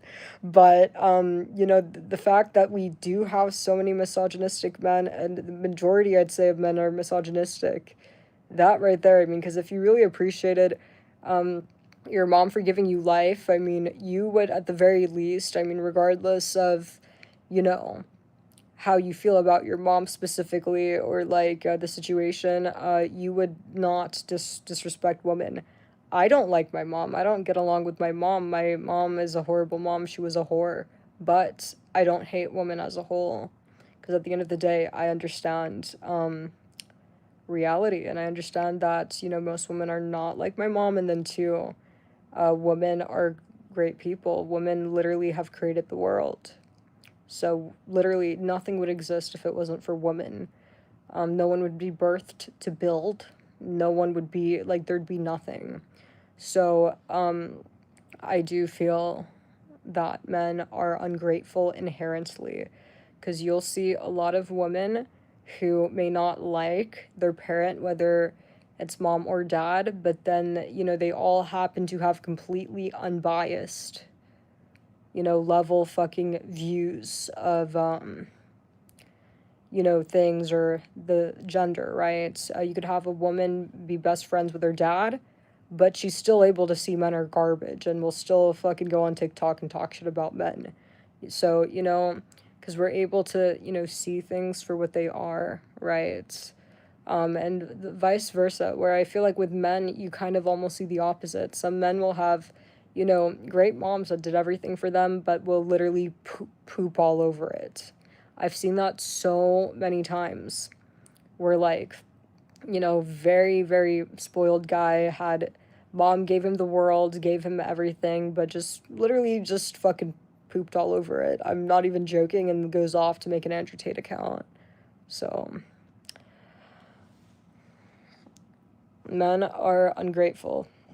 Are inherently ungrateful. If you were not inherently ungrateful and selfish, you would not be misogynistic. You wouldn't hate women as a whole, You would, I don't know why you guys hate women, honestly, but, if you had a mean mom, you just hate your mom, but not women, right? But you hate women as a whole. You suck up and consume all this fucking spicy content, and then you poop all over it, just like how you pooped on your mom. You guys get the point I'm making. Like, there's this common denominator of men pooping all over good things granted to them, right? When you're granted life and a good mother, you poo all over that. You're granted this great content, great entertainment. You get to see hot girls and nice things that you like to see. You poop all over it. So, I mean, you know, if you fit into these categories of you pooped all over your mom and went off to be a misogynistic, man-hating asshole, or maybe you might be mean to her, or maybe you're nice to her, but you go off and hate on women. I mean, either way, I mean, you know, you're kind of pooping all over the fucking, you know, hard work that she did. You know, I don't think any mother wants a misogynistic son. It's a very great shame. You know, or a man that abuses women, like, you know, that is every woman's worst like nightmare, is having a son that goes off to become a woman's, you know, like, abused woman, a woman's abuser. So honestly, like, a lot of women would rather have a son that, you know, is a serial killer, as long as he's never hurt a hair on a woman. Because the thing is, it's completely different things. Because as long as he never lays a hand on a finger, she knows that, you know, she raised her kid right, and he has a good heart. And, you know, the man that he took out, man, you know, you don't know the situation. So, but you ask 100 women, I bet you the overwhelming majority of them would rather have a kid that, you know, is, you know, shoplifting, or, you know, is a serial killer of not women, or, you know, honestly, it's all bad, obviously, but, like, I think every woman's biggest fear is having a son that abuses women, obviously. So, for sure. Would rather have a kid that's, like, doing fraud than abusing women. Like, there's nothing worse than abusing women. There really isn't. So when you guys go off and poop all over your mom's efforts with misogyny, or bringing great shame and disappointing them, that's ingratitude. If you were grateful and appreciated your mom, you wouldn't do this. When you guys watch all this OnlyFans, and then when you're done enjoying it, you poop all over it. I mean, if you appreciated women, and, you know, if you were somebody that was had gratitude and not a selfish sack of shit, rather than, you know, after finishing watching OnlyFans all day, rather than, oh, fuck OnlyFans, they're whores, you'd fucking, you know, either shut the fuck up or fucking show some love, you know? You'd, you know, maybe fucking, you know, shoot over a nice, leave a nice comment on the girl social media, like, you know, your OnlyFans, great, thanks for making this great content. I don't know, like, some fan mail maybe, but you guys get the point. Like, but no, the majority of men just poop all over that too. So that's why I tell you guys, most men are inherently selfish and ungrateful. Are there outliers? Sure, but the overwhelming majority, like 99%, selfish and ungrateful.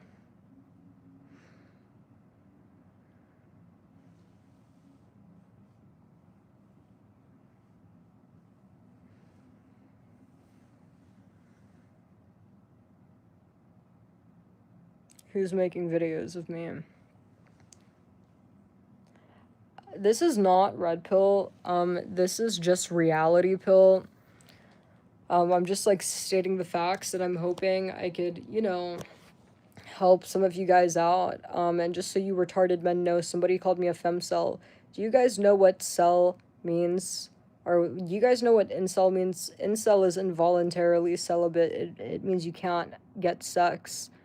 So if you're calling me a female that's unable to get sex, I have 500 fucking K subs on this channel, like, 500K, 500, or 500,000 people that think I'm hot.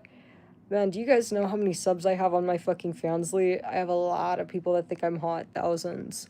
Also, before social media, trust me, I did, you know, had plenty of men bother me, so...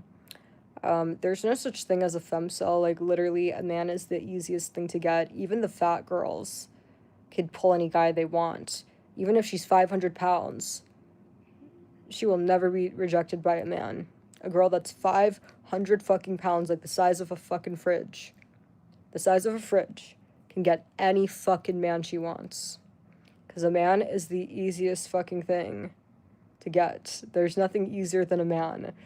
Men will fuck anything. A man would literally fucking dig a hole in the ground and fuck the hole in the ground. And you guys know it too. You guys would do that, and some of you guys maybe have. Maybe you have dug the hole in the ground and fucked the hole in the ground. But it's true. You guys would. Don't lie to me, man. If you guys had no option, if there were no men or women to fucking, to attack people with your dirty fucking, saggy pee-pee, you dig the hole in the ground and fuck the hole in the ground. So it's so crazy. It's like men will use anything but their hand, but I know you guys would.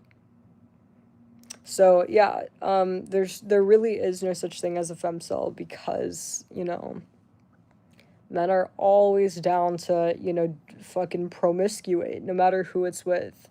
A hole's a hole. A hole's a hole. Like, the same way, like, you guys know, like, with women, like, it doesn't matter what the guy looks like. If a man hands her $1,000, she's taking it. Money's money.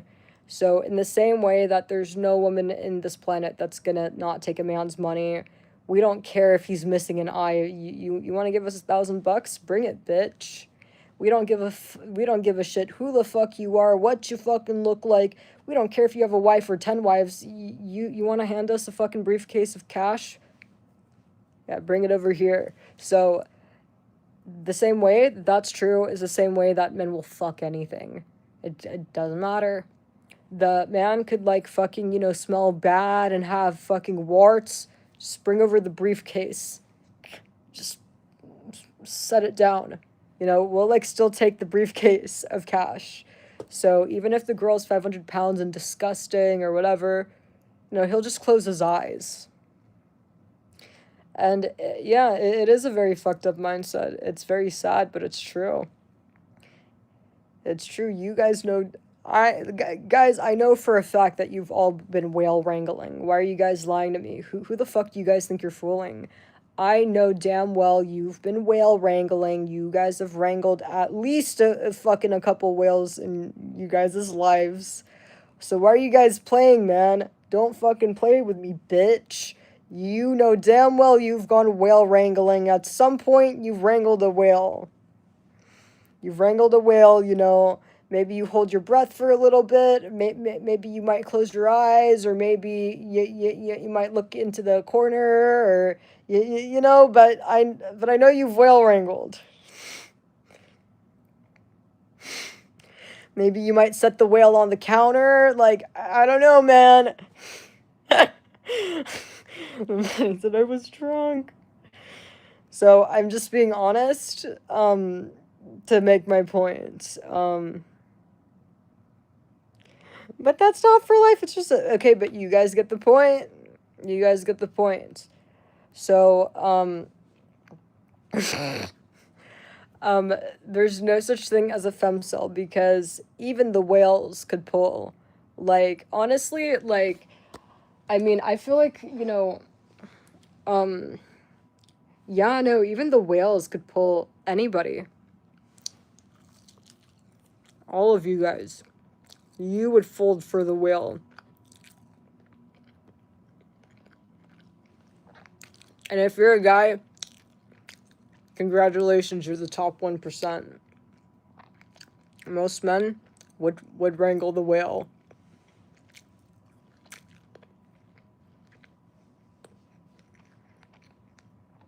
I'd go whale wrangling. So... somebody said, go by logic. Literally, most of this chat is admitting to whale wrangling. So, some of you guys maybe have been privileged that you don't need a whale wrangle. Maybe you guys were born with a silver fucking spoon in you guys' mouth. You guys have fucking rich-ass parents that will, give you access to money so you don't need to go to the pig's den and you could just buy a prostitute if it comes down to it, or you could just kind of flash some cash, you know, to the fucking pretty ladies, you know, buy a couple knickknacks and, you know, get it like that. But you guys get the point I'm making. You know damn well that if you did not have access to prostitutes or, you know, like fucking sprinkling some money dust, pixie dust, money dust over the fucking 8s or better, you know you'd whale wrangle. If all you had was whales, you fucking know you do it, man. So like I said, some of you guys, honestly, like I said, I mean, just because you're privileged and grew up in an ivory tower and a silver spoon in your mouth doesn't make you any better than the guys that have whale wrangled. You just have a silver spoon in your mouth. But my point kind of still stands. Like, the point I'm making is no woman in this world is unable to get sex. So, you guys get my point. And if you're a guy that's not whale wrangled because you respect women and have a healthy life and an identity outside of women, then that's good for you, but you're less than you're part of the 1% or less.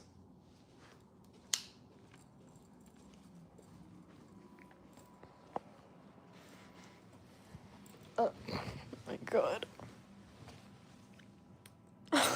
Oh my god. Somebody said dead woman. Gotta break the dry... Yeah, this is exactly my point, man. Gotta break the dry streak somehow. Man, this shit's crazy, man. No, I'm French and I'm Dutch. Where's my water? French and Dutch.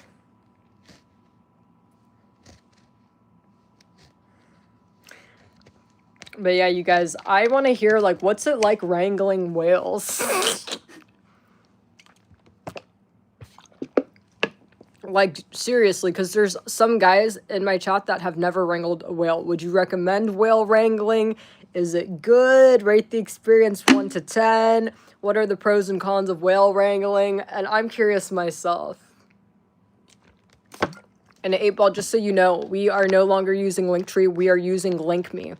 Make sure you copy that link that I pinned in my chat. LinkMe, copy it and put it on a doc or something, because we're using LinkMe, not Linktree. We've changed things. Okay, so One Chuck recommends whale wrangling, 100%.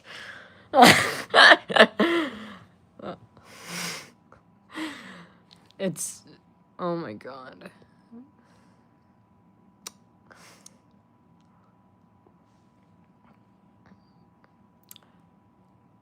I already told you I'm French.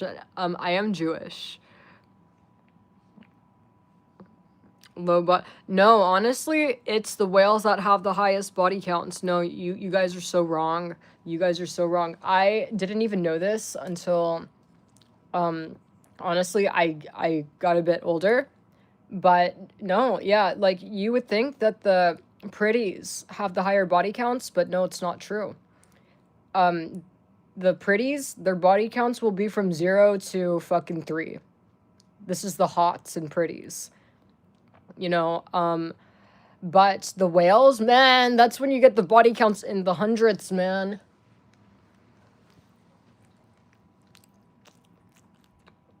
This is when you get the hundreds. And want to know why that is? I think that, you know,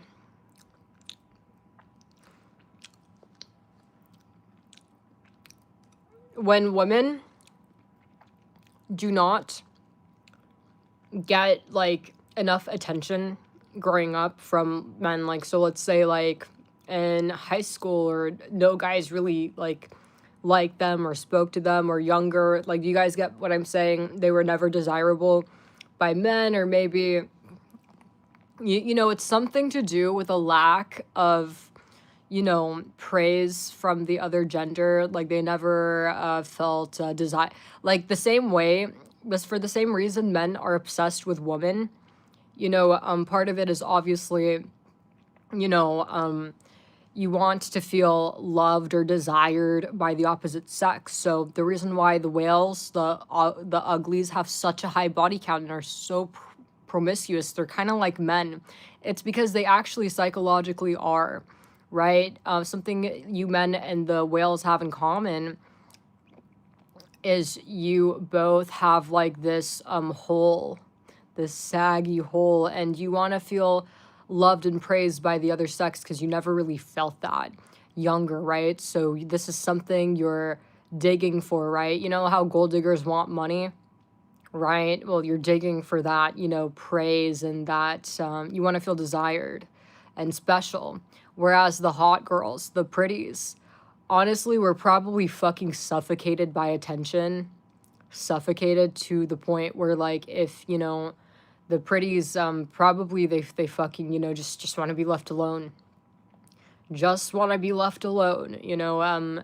So if you tell a chop girl she has a fat ass, she'll probably giggle and be like, "Oh, really? Thanks." But if you fucking catcall a fucking pretty, she'll probably fucking pepper spray you. So do you guys get what I'm saying? So, cause like, they don't have that like lack of what's the word? Attention. They don't have that hole inside of them, so they're able to see the catcalling for what it is. It is disrespect, you know. So whereas the fat is just, you know, or the chops are just so they're craving admiration and validation from the opposite sex so much that they take the compliment. Same thing with men. You know, a woman could, like, you know, mock a man or make fun of a man, actually insult him, but like 9 times out of 10 will probably giggle and think she's flirting, right? You guys have seen how a lot of times men will think women are flirting when they're not. So the same way men think women are flirting when they're not, it's no different than when the fat mistakes disrespect and sexual harassment for love. It's identical. And so that's why that is. So that's why the pretties, their body counts are legit 0 to fucking, I bet you, under 5, 3 to like very low. And the fats, their body counts are higher than men, a lot higher than men, because they have more options than time, right? So they got the hundreds.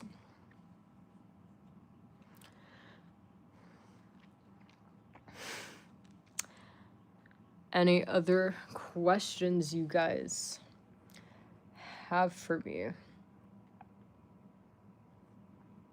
But it's so funny. It's like men spend the most time with the fats, but they all fucking hate fats.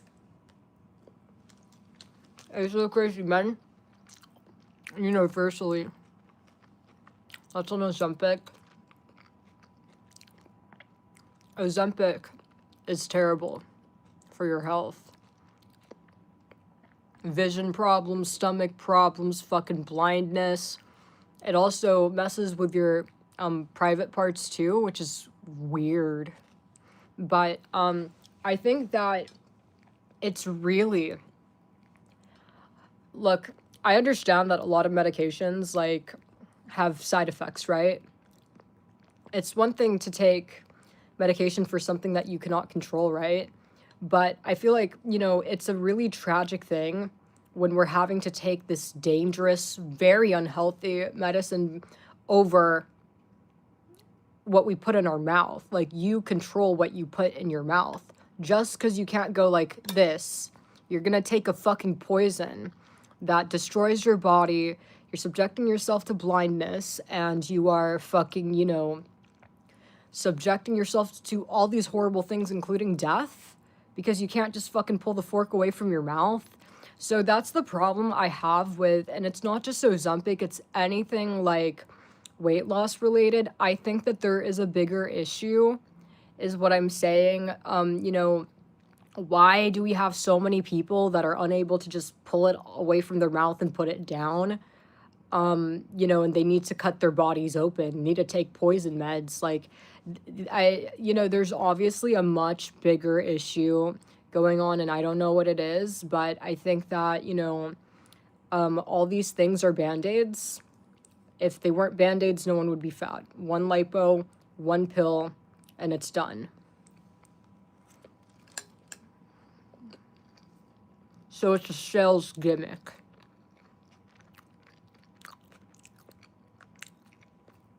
So, I'm not saying that these people shouldn't want to lose weight.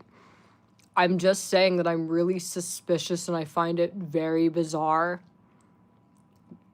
that we're having outrageous, you know, such outrage, like people are taking these fucking extreme measures and these outrageous solutions for something that should be simple to solve, right? So I wonder how much of the obesity issue is, you know, like, what's the word?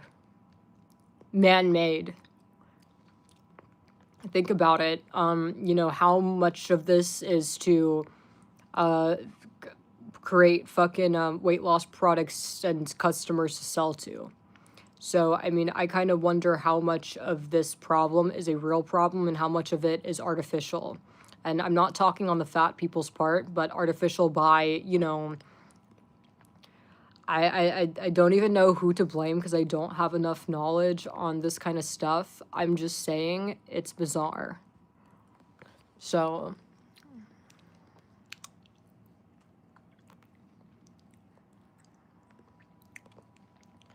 you guys tell me, what do you guys think? But it's sad. I mean, it's a very tragic thing. It's like most obese people, they spend their life on a diet. Like their whole life is, I'm on a diet, I'm on a diet. And, you know, it really makes you think. I mean, I think that, I don't know what chemicals are being put in the foods. I don't know what, I think that needs to be studied closer. Why do we not have, like, you know, case studies on fat people's number one snack? People that came out to be obese, what were they fed as a child? What baby formula? Or, like, what was their go-to snack? Like, why is that not studied? Because it probably has everything to do with that. Does that make sense to you guys? Like, you guys have no idea how fucking big the weight loss market is. It's fucking, like, multi-billion-dollar market. And it's getting bigger and bigger. Do you guys have any idea? Like, so trust me, there's a lot of incentive to keep it going. Because these people who participate in the market, they buy the weight loss gummies, they buy the weight loss pills, they book that lipo, oh, they gain the weight back. Okay, so they're gonna do, buy the fucking, you know, go to the dietitian, go to the weight loss doctor, buy the fucking weight loss gummies at Target, and then, okay, now I've saved enough money, let me try lipo again. Okay, and I have a double chin, I need to get cool sculpting, buy the fucking, you know, fat melting product. Oh, there's a at-home fucking fat melter product for fucking $2K, I'll buy that too. So it's a never-ending thing, you guys. Like, it's not like these people just, oh, I'll just buy one thing. Like, no, and even when you're on Ozempic, you have to keep buying it and buying it and buying it. And something that, you know, and this is why this shit doesn't work. The human body builds tolerance. You can't be on something forever. And I know this firsthand because I have ADHD. And when I was undiagnosed for most of my life.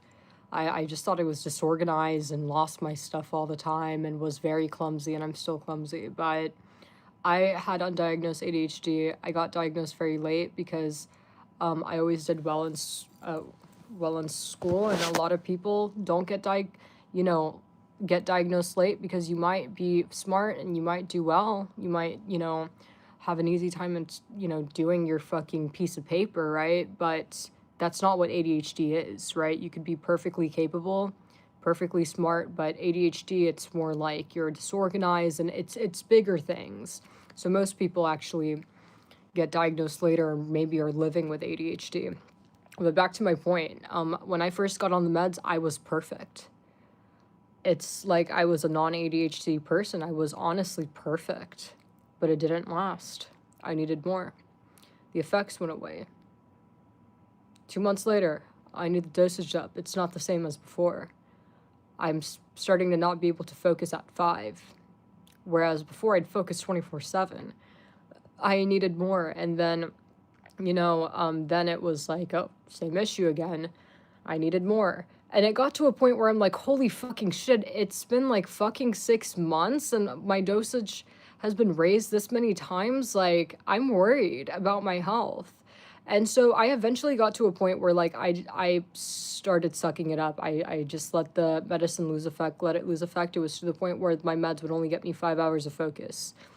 And then eventually it got to a point where I'm getting fucking 3 hours of focus. When it got to 3 hours of focus, that's when I asked for a raise. I get the raise, and I'd probably get like 4 more hours, 7 hours. And, you know, I eventually just got to a point where it's like, okay, I can't keep raising this dosage. So I just need to, you know, take the little help that I do get from the meds and just learn to cope with my life, right? And this is any medication. So this is why Ozempic and these weight loss things don't work, because like any medicine, it's not forever. It's temporary. Obviously, I think that, you know, maybe if I stopped taking ADHD meds for a couple years and I started again, I'd feel brand new without ADHD, but what the fuck's the point of that if I'm only feeling perfect, no ADHD for a month or two? So it's a waste of time, because I'm going to have to go back to my reality of an ADHD brain. So in a way, it's like, doesn't that kind of do more damage than good? So back to my point with that, I think that, you know, there are a lot of chemicals being put into our food, and we don't really know what the fuck we're consuming, honestly. We don't know what the fuck we're consuming. Think about it. Pick 5 fucking snacks from the grocery store. That's about a couple hundred fucking chemicals in total. And we don't even know what the fuck 2 of them are. So that's something we need to think about. And I think people that struggle with obesity may have accidentally, you know, poisoned themselves, or at a young age, you know, consumed too much of a certain chemical. They've permanently altered their DNA, their thyroid. I don't know. I'm not pre-med, so I don't know. But, I mean, there's definitely something shady going on when people can't even fucking take the fork away from their face. And, you know, obviously it's not that they're lazy, because look at how big the weight loss market is. It's a multi-billion-dollar market, so it's not that they want to be fat. They don't. Like, the number is literally, like, screaming, like, we don't want to be like this, right? That's why people pay, and the companies keep creating weight loss stuff, because they buy it.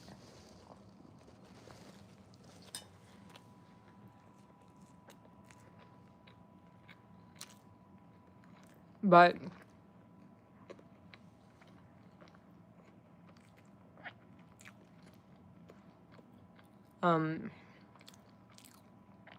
with that being said,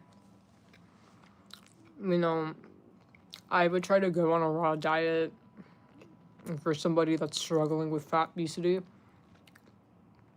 Anything with a label. And honestly, I'm not a doctor. Maybe there's no reversing the damage done to your metabolism, because I don't know exactly what it is. If this obesity gene happens in childhood, eating the wrong things and changes your DNA, or I don't know if it's something you could stop.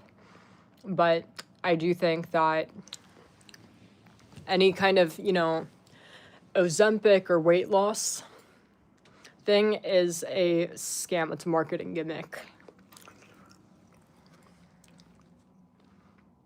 So Don't bother. Smoke and mirrors.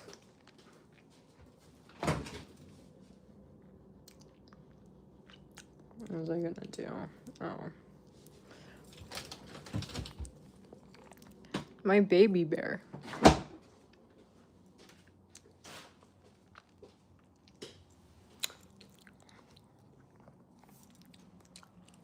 I'm gonna reset this.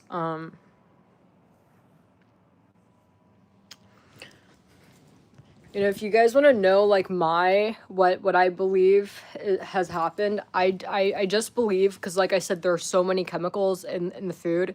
If you pick 5 fucking packaged snacks from the grocery store, that's at least over 100 chemicals, and you don't even know what one is.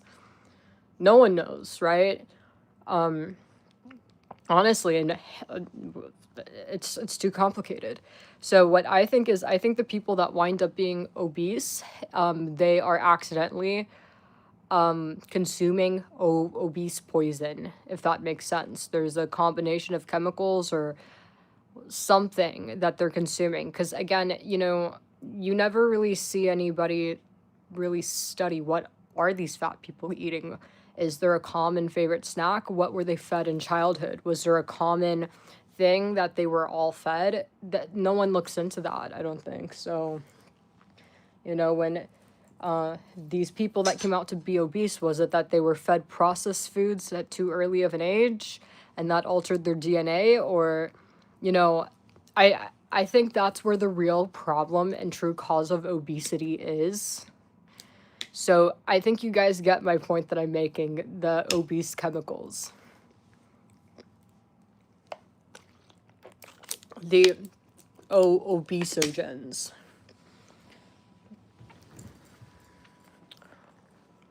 Where'd she go? Where'd my vape go, actually? Oh, hold on.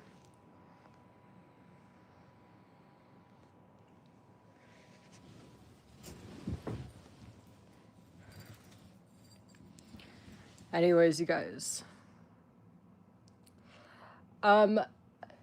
You know, I would try to get, like, do an organic diet, trust. The organic diet should fix everything, but you have to dedicate the time and the investment. Like, yeah, don't waste your money on stupid Ozempic that's temporary and will not work. You can't take Ozempic forever, you build tolerance, but you could eat organic forever. Or organic eating, that's something you could do forever. And it doesn't lose its you know, effect. I mean, or your body is always absorbing nutrients. So yeah, I hope that helps the obeses out. And yeah, and you know, it should work. I mean, honestly, I try eating organic for at least, like, do it for a week. Just 1 week. Everything needs to be organic though. No chemicals. I don't care if it's ketchup. I don't care if it's like, just straight up organic. All organic. If you are using like a sauce or dressing, you need to verify that all the ingredients are clean. So I think that would solve you guys' problem.